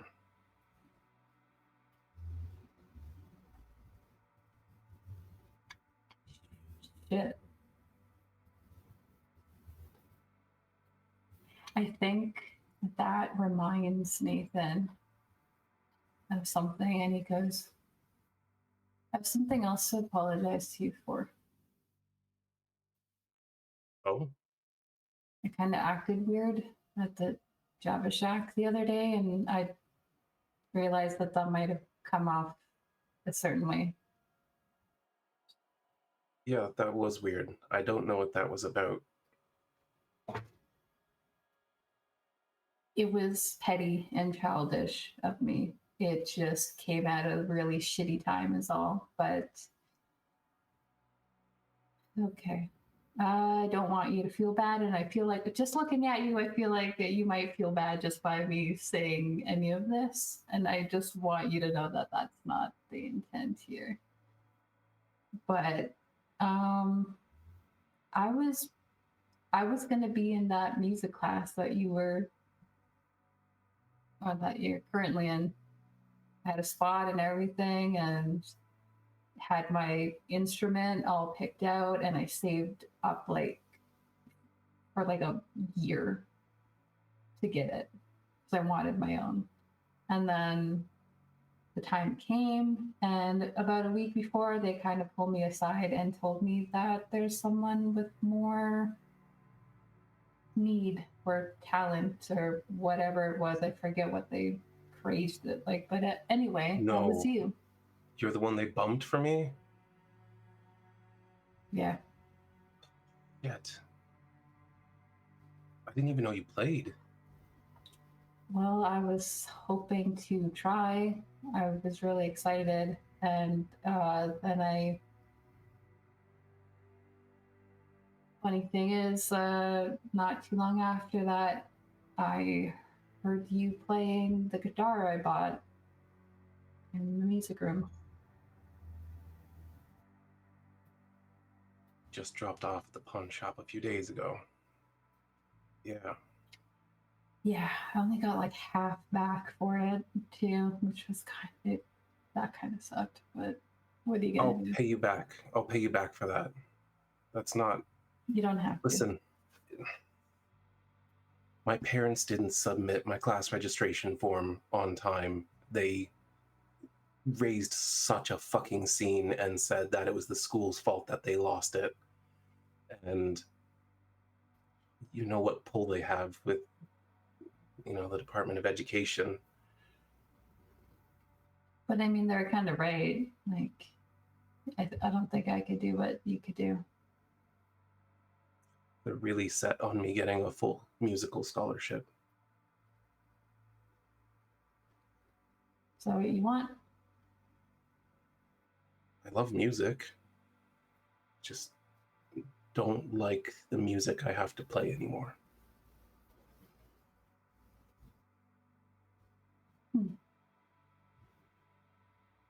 Maybe that scholarship won't be bad in the long run if you actually just like music, though. Did you suggest Wednesday because Wednesdays are free for you? Yeah. Well, sort of. I just had a date yesterday, which is why I couldn't. But if you're generally free on Wednesdays, I am too, most of them. And when I am, how about I teach you to play?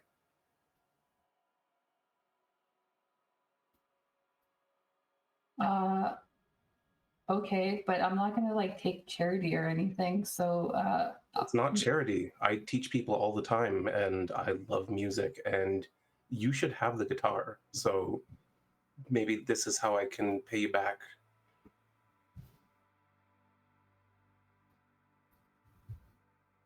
You're not going to take no for an answer, are you?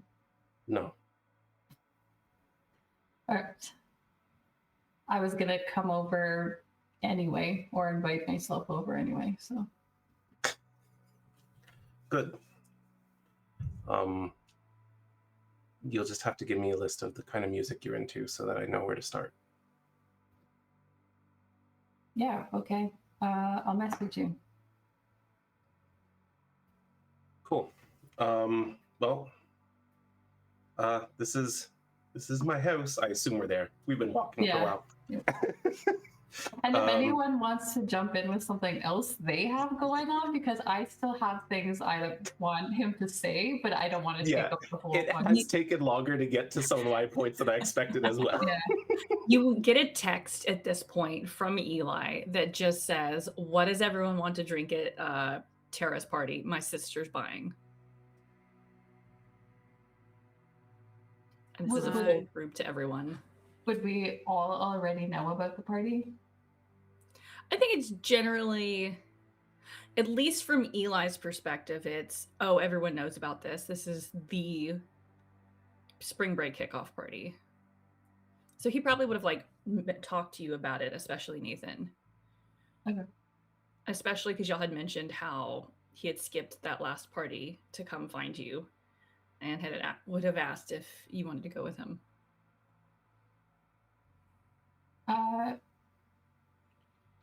Yeah, fair. Yeah, he'll go with him.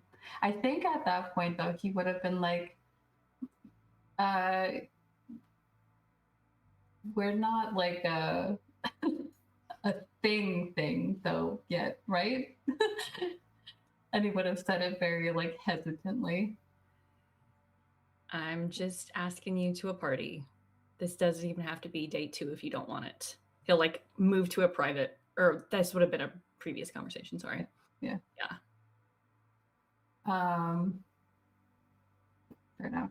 I'm trying to think what Nathan drinks at a party. If anyone else has an answer for their character. Tommy's just like, would it be weird if I asked for like a 1892 Chateau Bordeaux? That would be weird, yeah. Maybe like ask for like a wine cooler or something like that. Ugh, no, thank you. Oh, you know what? Great. He types back, vodka. I'm making Kaisers. What the fuck is a Kaiser? Ask Connor. Joey replies with or reacts to that with a empty glass bottle and the Russian flag, and then replies and said, "And me too." And then all caps from Nathan, lots of vodka. Avery's gonna reply, "I don't think I'm gonna go, sitting this one out. Have fun." And then she's gonna put bless emoji, blowing kiss emoji, winking emoji, and sticking out tongue emoji. And you know who that's for. Joey. God of kissing. Eli writes back, no. Oh, no, you go first. Tommy replies, "You're not coming to my first actually invited to high school party?" And then Eli immediately follows up, "Avery, you've got to come." Gonna miss out. That's what saying means, yes. Avery's gonna get a private message from Nathan at this point and says, "You want me to tell them to back off?" And then also immediately after, "You okay?" Yeah, maybe. And then ... for a little bit. That was to telling them to back off. I think it's worse because of what happened when they attacked. It re-triggered me. And I think having his own experience of that, he's like, Yeah, everyone's like going off in the group chat trying to get her to join, and he's just like, he's definitely typing beside Tommy as they're like going into his house, and he's just like,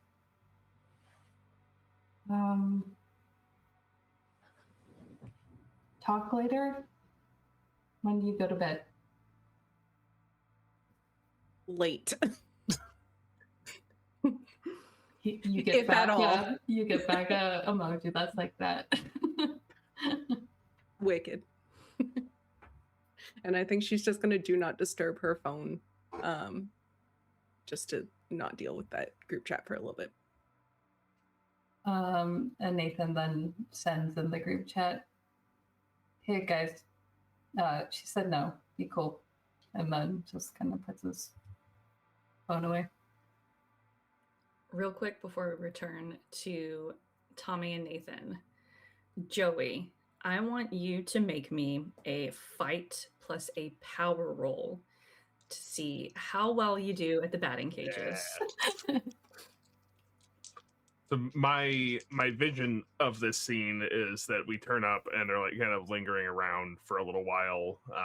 I think Dane and Mika are there and are kind of hassling them a little bit, especially a lot of shit talking back and forth. Especially if somebody misses, they're like, oh, sort of thing. And finally, you think you could do better, you punk ass?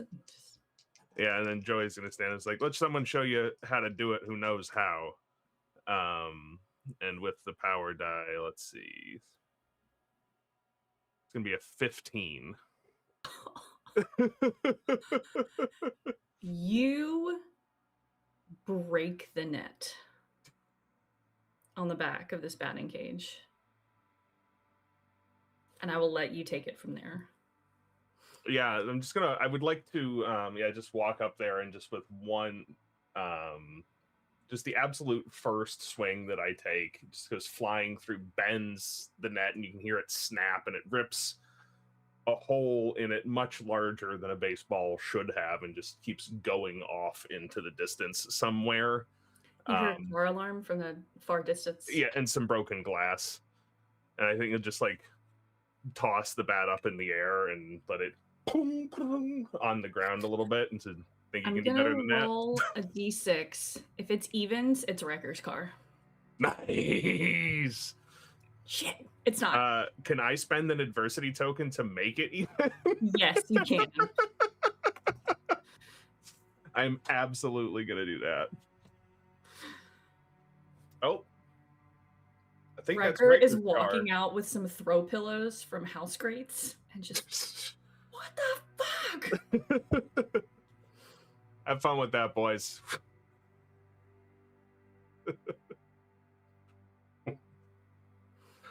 And now back to game night. All right. Describe your house for me. I know. So as we've discussed, he lives in this corner lot that is quite large. The lawn is perfectly manicured. There's trees and rocks and other landscaping. As you go through the front door, the house is like super clean and everything is organized and put away. There's various like expensive trinkets on display in like the main hall of the house. It very much has the feel of a museum. Like everything is where it belongs. Everything is clean. You feel like you're not allowed to touch anything.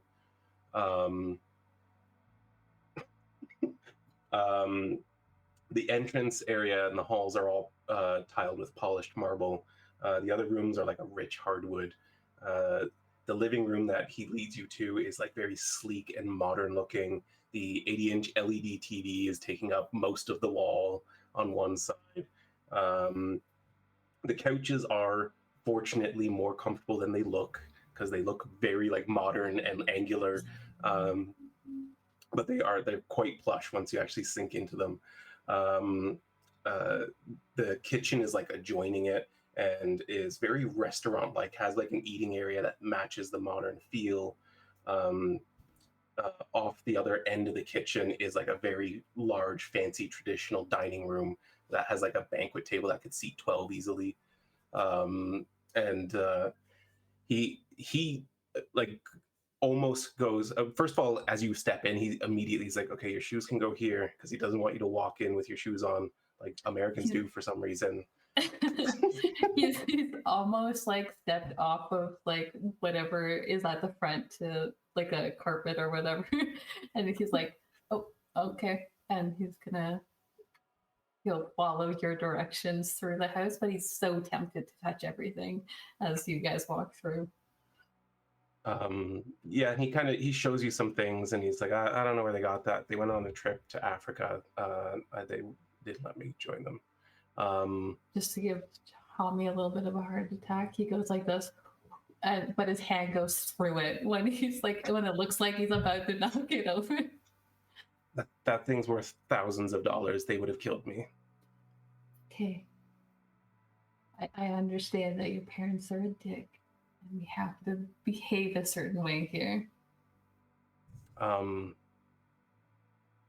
Yeah, so I don't know, that's the place. And like it looks like he almost walks his backpack up to his room right away, but he kind of like he looks at Nathan. He's like, "Oh, I guess we just put these here for now." You're not going to give me the tour? Oh, you want to see everything right now? Okay. Yeah, he takes you upstairs. The stairs are like this big open concept spiral staircase that go up to the second floor. It's all like hardwood and stuff, and there's actually like a really plush carpet like down the center of it. And on the second floor, it's like a really, really thick, pleasant carpet. And it's like Jesus white. It is Christ, cream so white. He doesn't show you many of the rooms. He points out the bathroom. There's not. It's as fancy as you expect it to be, but there's nothing special about it. And he takes his backpack to his room, which sits at the northwestern side of the house. I know that's not particularly relevant, but and The fact that your house is big enough to go, oh yes, the northwestern side. Yeah, and has its own area code. So inside his room is the walls are covered in like posters, some for bands, some for video games. And like it's literally almost like wallpaper because there isn't an inch of wall you can see. Everything is covered with posters. However, it is immaculately clean as the rest of the house. I was gonna say, does it look like he even has an ounce of personality infused into this room, or is it also museum-like? It's I wouldn't say it's museum-like, but it is clean as everything else in the house for sure. His cello sits in one corner of the room. His computer desk is in another. He has a queen-sized bed with like a black duvet, a double-door closet. It smells like baked goods in here, and you can actually see the box of croissants he bought that morning is there. There's 2 left in it. They're about as hard as a rock now, but he's still eating them. We're gonna teach this boy how to make basic meals. There's also another door in this room that leads out to a very small balcony. Oh, dude, you have your own balcony? Also, hey, you don't have siblings, right? No, it's just me. And your parents are never home. Yeah. It's just like you can't comprehend the space not being used right now. That's insane. I don't know what you mean by that. I live in like a 2-bedroom house. I'm pretty sure my room is not even a room. It was probably supposed to be like a storage space. We put a bed in there. Oh. Well, you could stay here if you want. When I get in trouble, I thought like your parents were kind of strict about stuff. Yeah, they don't like people being over without notice when they're home. But like you pointed out, they're not home. So. I think he realizes like That must be lonely, actually, I guess, when I think about it, if you're the only one here. Yeah, the 5-minute walk down to the kitchen and back to get water in an empty house at night. It's depressing. 5-minute walk. Good There God. and back. Like, it's not. But yeah, no, I've got a little balcony and it overlooks the side garden and the barbecue pit out there. My parents' room overlooks the pool, which is the nicer area. You have a pool? Yeah, everyone on this block has a pool. I guess, yeah, everyone's house is like huge here, but like you could barely see it from how far back from the road it was. Yeah, I don't know. It's my house, man. It's not like I paid for it. Yeah, but you live here, so might as well just like have fun with it while you can, right? Yeah. You have fun games. Right. Let's go play some games. So you said you were into Aura, right? Because I'm pretty good. I'm pretty okay. I'm pretty okay at it, but I'm All right. willing to learn to get better. Okay. Well, we don't have to play a legendary right away, I guess. Fancy. Dude, no one's ever here. What else do I have to do? Oh, I thought you were like busy with like science shit and music shit all the time, right? I study a couple hours a day. I tutor. I do music. And then there's still all this time that I'm just alone. So gaming fills that. And then sometimes I get carried away because you lose track of time and then it's 2 a.m. and you... Yeah, I've been there for sure. Maybe not with Aura, but I've been there. Yeah. As he's booting up the system, you actually see like his gamer profile come up and he's got like billions of gamer credits. He has over 1,000 achievements unlocked. And what's his name? What's his gamer tag? Probably something like God, what's the word I'm looking for? It was on the tip of my tongue, you know, and then it just like something along the lines of like board prodigy, something like that. I think he's seeing that. He goes, I think you're kind of like a cat, by the way. Oh? Yeah. Why do you say that? Well, I mean, lots of reasons. You're kind of like standoffish and then only like warms sometimes and unexpectedly too. But I think really you're just kind of harmless. I don't think I'm harmless. I fought monsters the other night and kicked their asses. You know what? I'll give you that. But, you know, some cats are really vicious too. So you could be both things. I guess. Harmless towards the people you like. Well, that's true.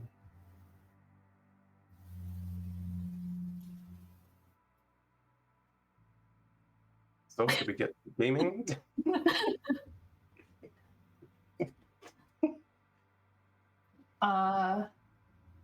Was that as awkward as it felt? Okay. This boy hasn't had a conversation. Yeah. Okay. All right. I think he wants to play Aura for a bit because he thinks that that'll help Tommy relax, and then he wants to show Tommy how to make some basic like ramen dishes and like rice, and he also got like a can of like black beans, and he's like, maybe they're not your favorite, but all of this stuff together, and he probably looks around your kitchen for where your parents keep any flavoring. he's like almost expecting that it's not there. He's like, maybe they have salt and pepper. He's not sure. Eventually you find a cabinet that is filled with spices. Right. I do want to see how well you Make a brains check, Tommy. DC 4. What is? Sorry, I missed what Vixx said. There. Cooking. Oh, I no. see. No, I was gonna do the. Oh. I wanted to know if he actually beat the shit out of Nathan on Aura Gotcha. or not. Go ahead and make the brains check. Save that for a second, and then make a. You two argue for me how you want to approach gaming, and what you want to roll for it. I want to give it an honest, strategic try at first, and then if that doesn't work, I want to distract the hell out of Tommy. So for your honest, strategic try, give me a brains check. Tommy, what approach are you doing? Yeah, Tommy's very strategic.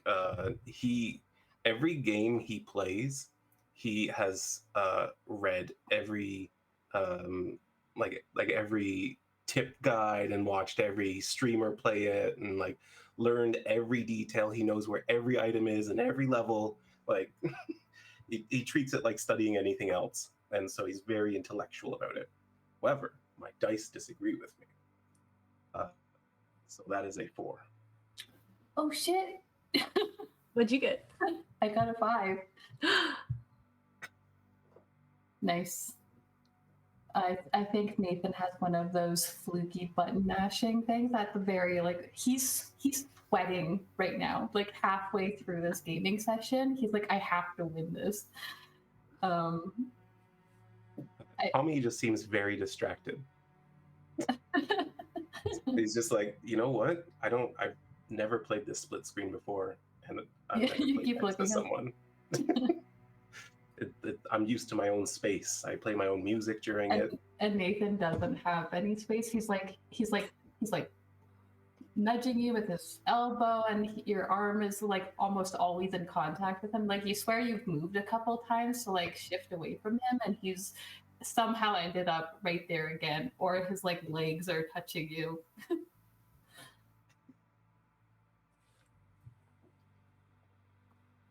Also, there is a thick rug in the middle of this room that the entire time Tommy's toes are just grabbing at.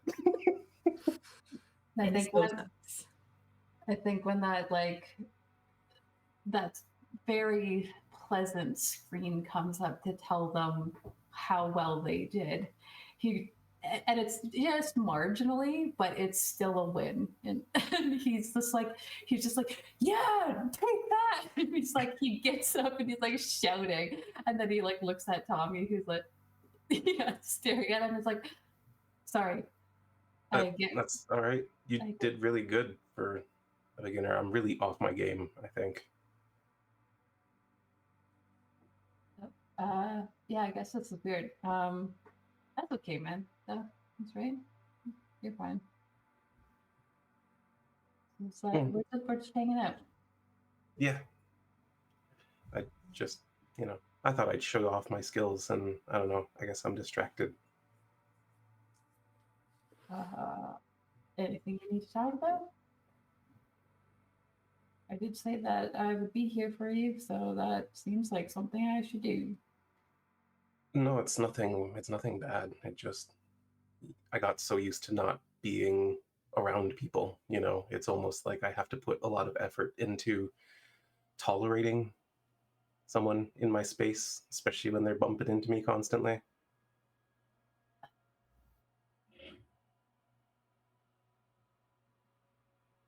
Sorry. It's all right. I've been getting used to it since Friday. Well, I don't want you to just get used to it, though. If you don't like it, I can be more aware. No, it's not. It's not like that. It's just different. I need to adjust. And it's not even just when you're around, right? Because What? Mm, What? Okay, shit. You can't tell anybody. Oh, this is gonna be good. He's gonna sit down. What? My power isn't that I move things. This is gonna sound weird. You're gonna think I'm crazy. You lied to me? That's not the point. Let's. What is it?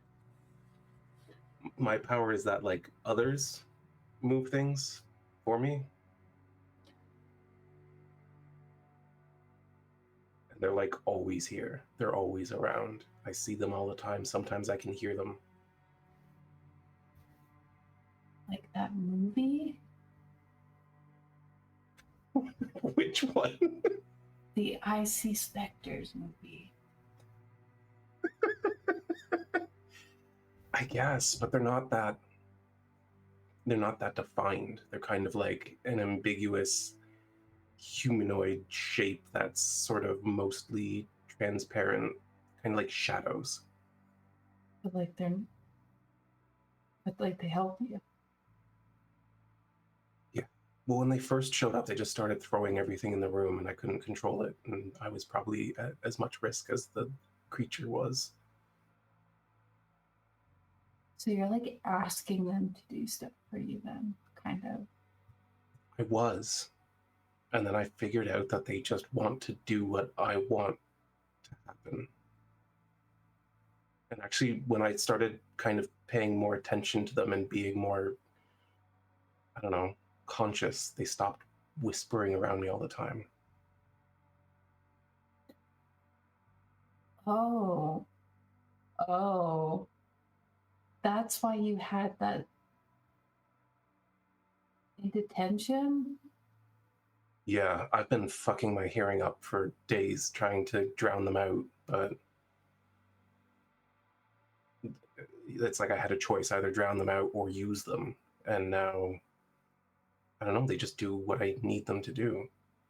And when we were skateboarding, or when I was skateboarding, that's what they did. They were like grabbing my hands and launching me. And then when I couldn't stop, they just stood in my way, stopped me from falling.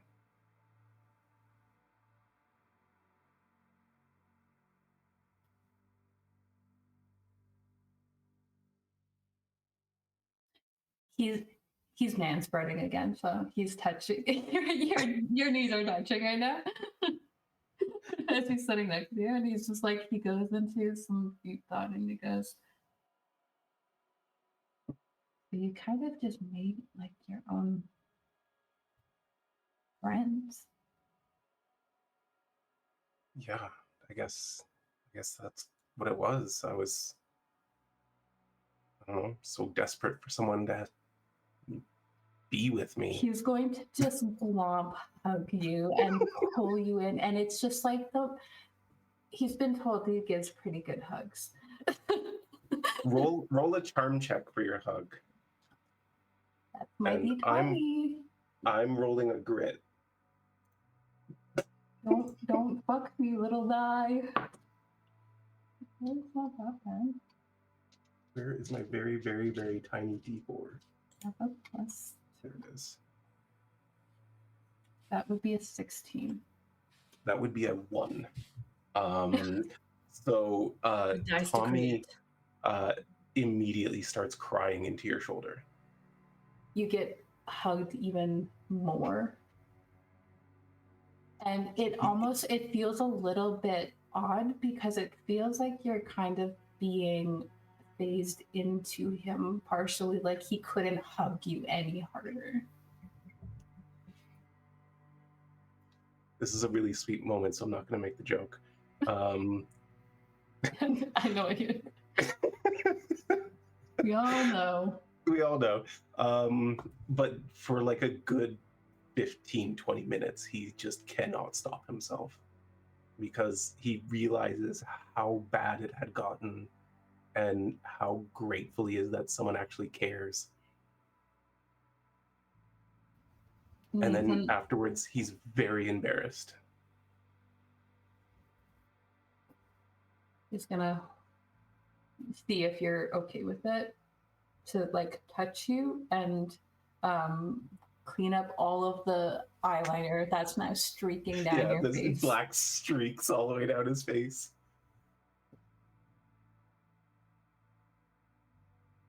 And I think he doesn't really know what to say to make it feel better at the moment. But what he does is he kind of grabs you and he just like presses your foreheads together and he goes, I know you have them, but I'm here anytime too.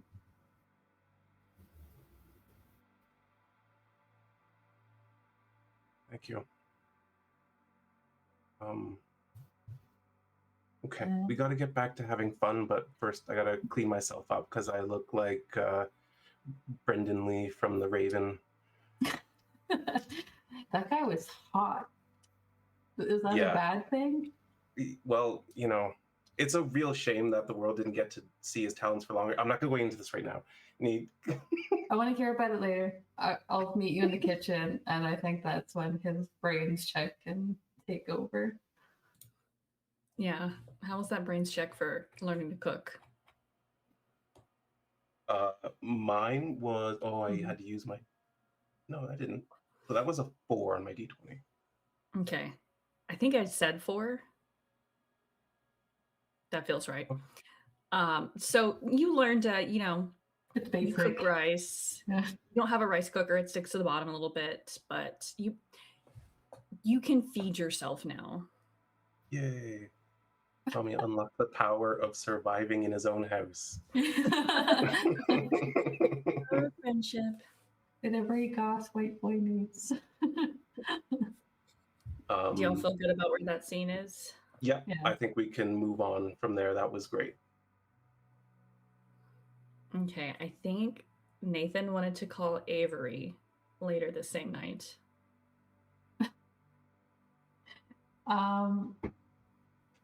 Tommy, do you let Nathan spend the night because he's not gonna leave if you don't? Yeah. Actually, let's do this one thing real quick. I'm sorry. This episode is so Tommy heavy. I think they game like well into the night and they're like eating the snacks and stuff. And Tommy's really strict about one rule, even though like there's a lot of rules he's afraid of his parents about. But like he has like one rule is like you must clean your hands before you touch the controller. This is a Shanks rule. It is a Shanks rule. Valid rule. But like, yeah, they game well into the night, and then when it's like a little bit after midnight, he's like, "Oh shit, school. I should have like prepared something better, but like, I mean, take your pick. There is a room next to mine that's empty. It's kind of boring. Or This you can is a just hang out fucking with me." sleepover, dude. I'm sleeping on your floor. Give me a pillow and an extra blanket, and I'm good. Yeah, okay. I mean, there's lots of room in my bed. Sure. Cool. And then And Nathan keeps an extra pair of clothes. Like I have it in my inventory that he always has an extra pair of clothes, so he's set for tomorrow. he's set for the day. Yeah, he's good. He's good.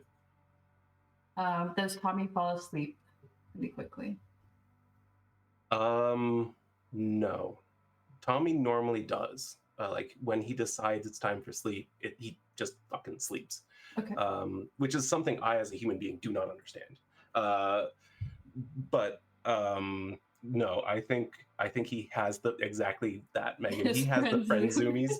So like he does that thing where it's like every few minutes he's like, "Still awake?" Yeah, actually I forgot something. He's gonna take out some earbuds and he's gonna put one in his ear and he's gonna put it like connect it to his phone. It's like, just wanted to check in on Avery for a second. And he's gonna just in case she says something that she doesn't want other people to overhear. He's gonna put that and it is late when you get a FaceTime call from How late? let's say like it's like midnight, I think. Oh, she's picked it up in 2 seconds. Like it's by her, like right beside her, and she's just like, "Hey, Hey, Tommy's here. And gonna like up on the bed. Or oh wait, beside each other. Yeah, like Yeah. she'll like wave." She has no questions about them being in bed together. I think she thinks Tommy's gay. Honestly, because like him and Nathan always go off together, that she's like, they must have a thing going on. Like, I'm not gonna ask. This is confirming it for her. It's gonna be so confusing when he shows up to the party with Eli. Yeah. Yeah, he goes, so actually he's just like, hey, so Hey, working on some music. I'll send it over maybe if you want to hear later. yeah, actually send it to both of us. Oh, yeah, sure. Yeah. I'll do that. So what's up? Well, just wanted to check in on you. And he's like not being subtle about it at all. Kind of had a bad time at that last party. Is that why you're being kind of weird? You're being kind of weird. I don't think I'm being weird at all, thank you. No, well, yeah. So everyone knows at this point, like I got knocked into the pool and I just had to leave. I guess the thing people don't know is that I almost drowned as a kid. So I take back what I said about you being weird. Sorry. it's okay. It's okay. You didn't know. And I mean, near to Kyle from the rugby team when he tore into me because he didn't see me standing there. It's fine. No hard feelings. I get the guys were just horsing around and I was in the way, and it's just, it hit me. And I thought I was over it because like I was a little kid at that point. It's never happened since. And I can usually go swimming. Like it's not weird to me, but I think it's just when you're not expecting it and you take that first breath and it's just water, not air. It just got me, which was, I had to leave. So I'm just a little worried that people are going to look at me and talk about me while I'm there, or, you know, laugh about me, or I don't know. What if I do something really stupid? And then they're just talking about me all night, and then, you know. Well, I mean, it wasn't something stupid. And I wouldn't want you to have to do that. Like, I can just stay inside the whole night if you guys really want me to go. So like I Tommy. And then he puts the other earbud in Tommy's ear. And he like positions the phone so that he can see Avery as well. She wants to know if you really want her to go to the party. Absolutely. But I mean, if you're not comfortable, I get it. But I was thinking I might jump the pool with my skateboard. You gotta see that, right? You taught him how to do this. You guys have to be there. Yeah, but I don't want to have to be the one that calls the ambulance when he hits his head on the edge of it. Oh, Eli will do that. He probably preemptively did it anyway. I'm surprised Eli goes to these things. You'd think he'd have an anxiety attack being the mom for everyone, making sure everyone's like getting home safe. And He's pretty good at making sure everyone gets home. yeah. Good, because I don't normally drink vodka in public. Oh, you may not want to Drink vodka at home alone? Well, Yeah, I'm always alone, so yeah.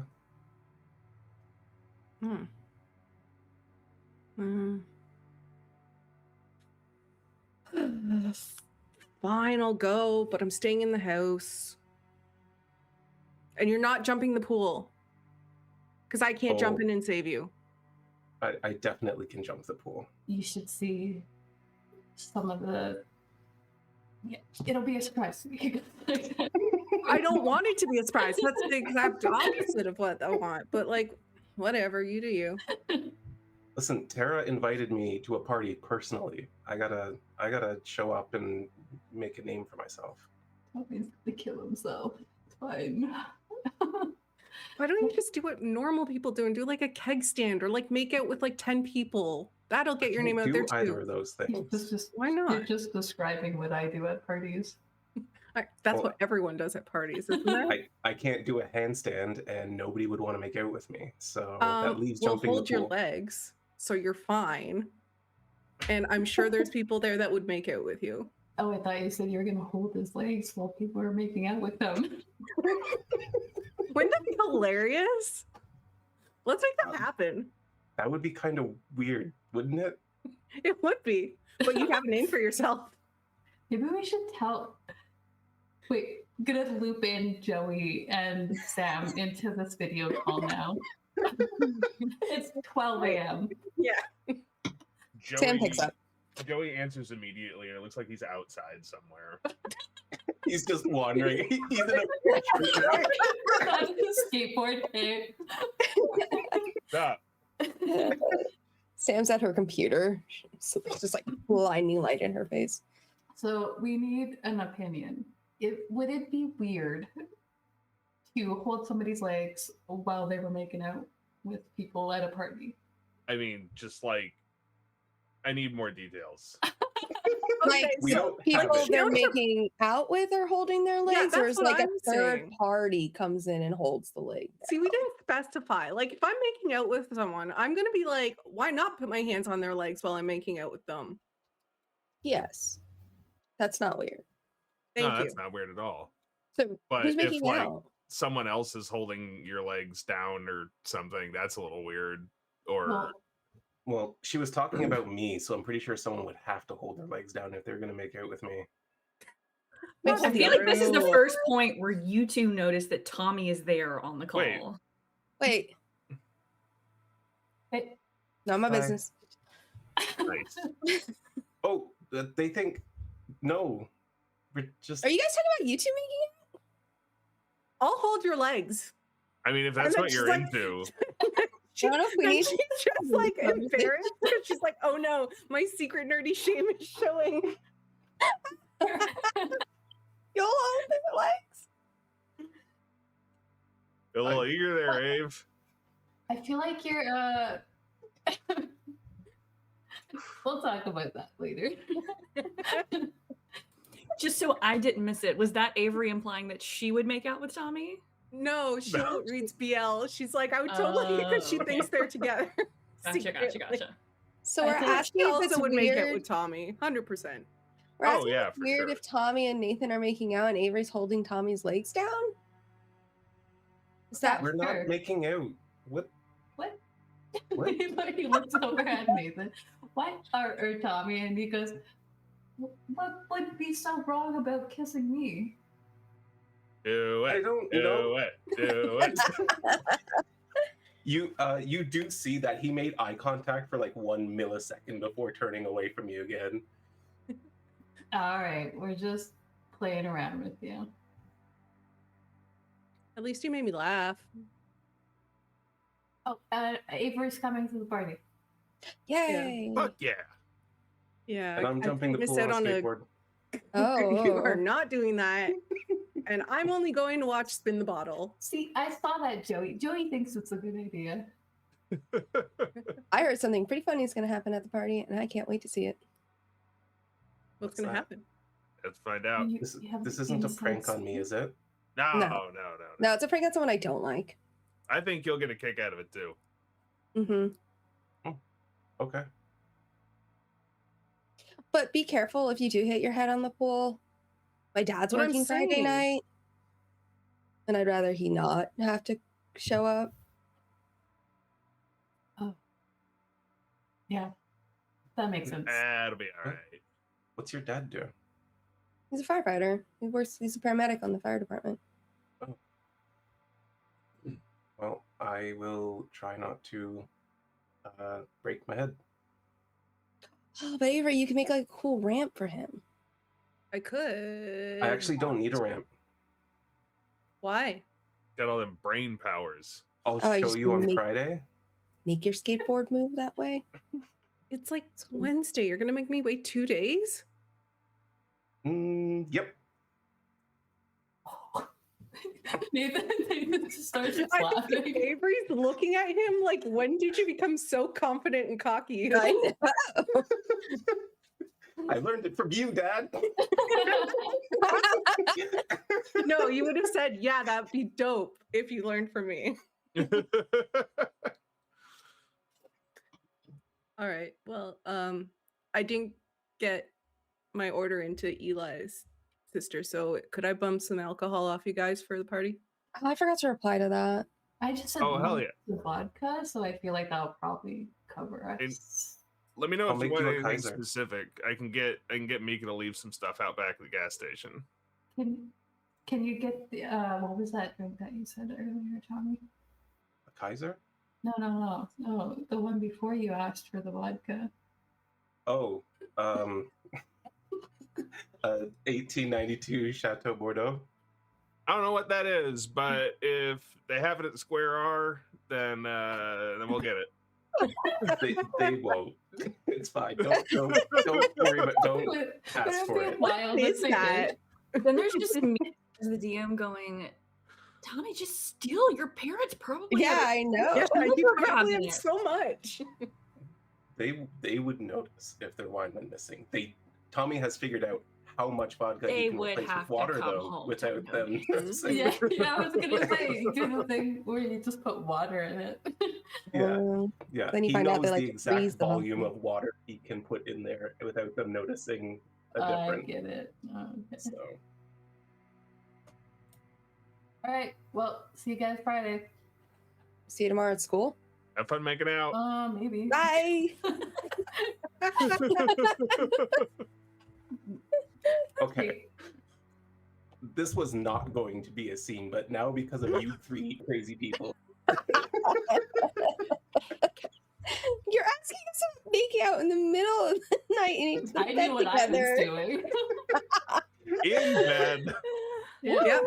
So tell me about this scene, please. after the call, Tommy waits a few minutes and he's just like, If Those he's guys waiting are- a few minutes, Nathan has he's like this now on the bed, and it's clear he's thinking about something as he's like staring up at actually he's probably looking at a poster on wherever is near the ceiling. yeah. He after a few minutes he just kind of goes, those guys are crazy. Yeah. And, I think that kind of happens when you meet a bunch of people in detention, Yeah. But they're really cool. I didn't mean that there's anything wrong with kissing you. Oh yeah? He turns his head so that he's looking at you. He is not meeting your gaze. My gaze will he's meet looking you. at the corner in the opposite end of the room. Yeah, it's cool though. I know not everyone's into guys, so I never even thought about it. I've never kissed anyone. So it just kind of was I don't know. And we weren't kissing, so that's all I was saying. I know, I was just messing around with you, but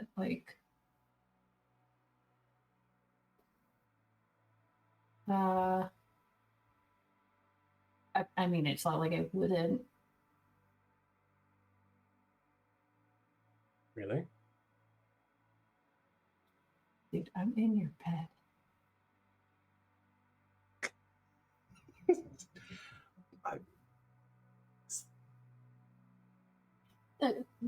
Granted, totally platonic things can happen just sleeping over. I'm just saying, I feel like I've been pretty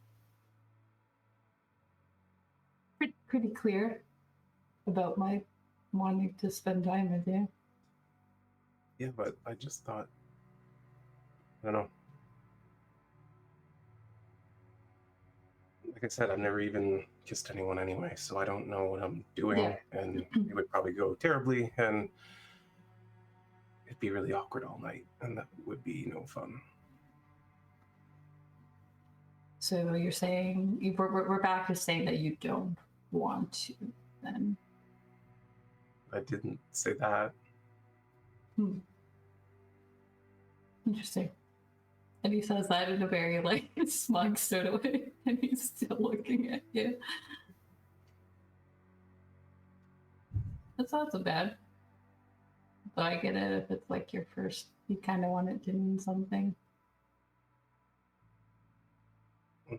I don't know. Maybe one day. But right now, I'm just happy to have a friend, and I don't want that to Be weird or ruined. Yeah. Yeah. Because I don't even know what I'm doing with any of this stuff, and I don't think I can handle more. You're coming out of the shallow end. I get it. It's just don't want you to feel like no one would ever think about you like that, because that's not true.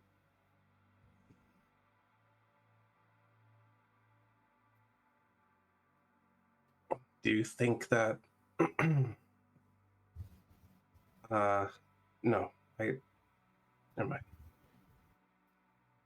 You know I'm gonna ask, right?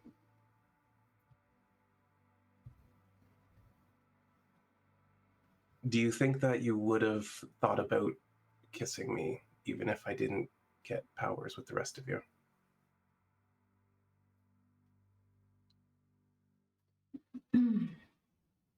I thought about kissing you the first time that I saw you playing music in the music room on a Friday night.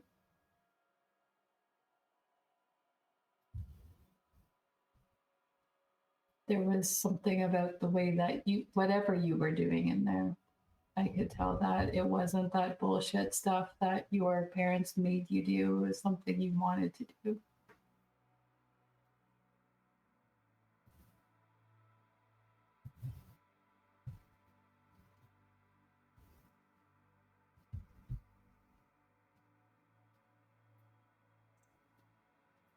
So I got an exploding dice on my grit check. We keep the horny in the box. Sorry, what? We keep the horny in the box. No, we work up the courage. Okay, just one. Show me what it's like.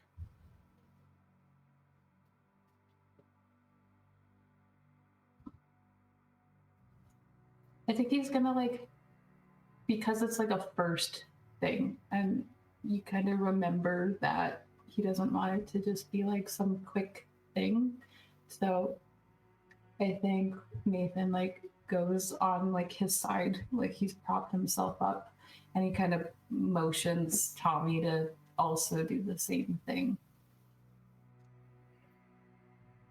And he's just gonna kind of put his hand behind your neck, and then he goes 95% of the way, and then he's looking at you in the eye, almost daring you to make that choice.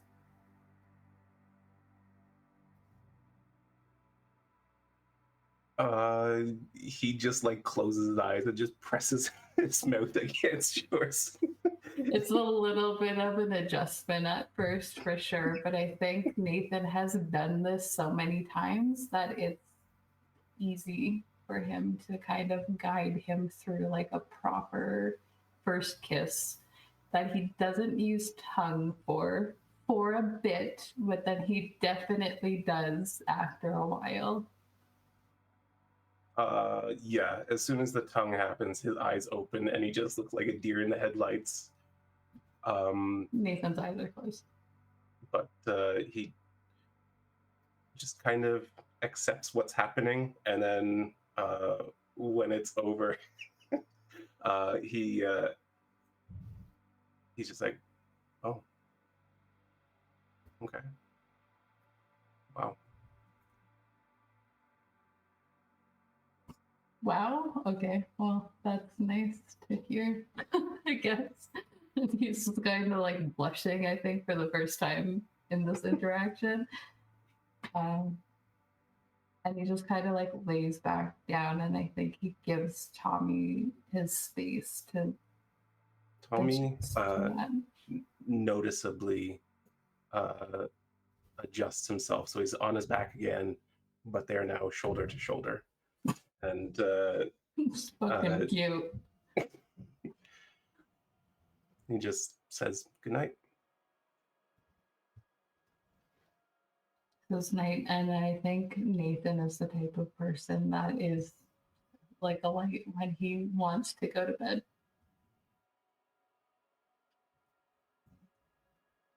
And he doesn't make it weird the next day. It's just normal. We're fine. So freaking cute. Also, I'll have you know, thanks to the dates, I had already named this episode The Kiss before any of that happened. And I was like, oh, Tommy's gonna be the only one who doesn't get kissed. Wrong. Well, that would be a sweet moment to leave it on, but I do have something I would like to set up. Some weird they or them shit is happening still. So, as you all get to sit on all of those feelings from dates and kisses and conversations about kisses, we skip Thursday and we head into Friday, and we can wibbly wobbly time next time if you want to discuss getting ready and all that. But in the same neighborhood as Tommy's house, Harvest Heights, there is a large multi-storied house with a pristine yard and a long cobblestone circular drive.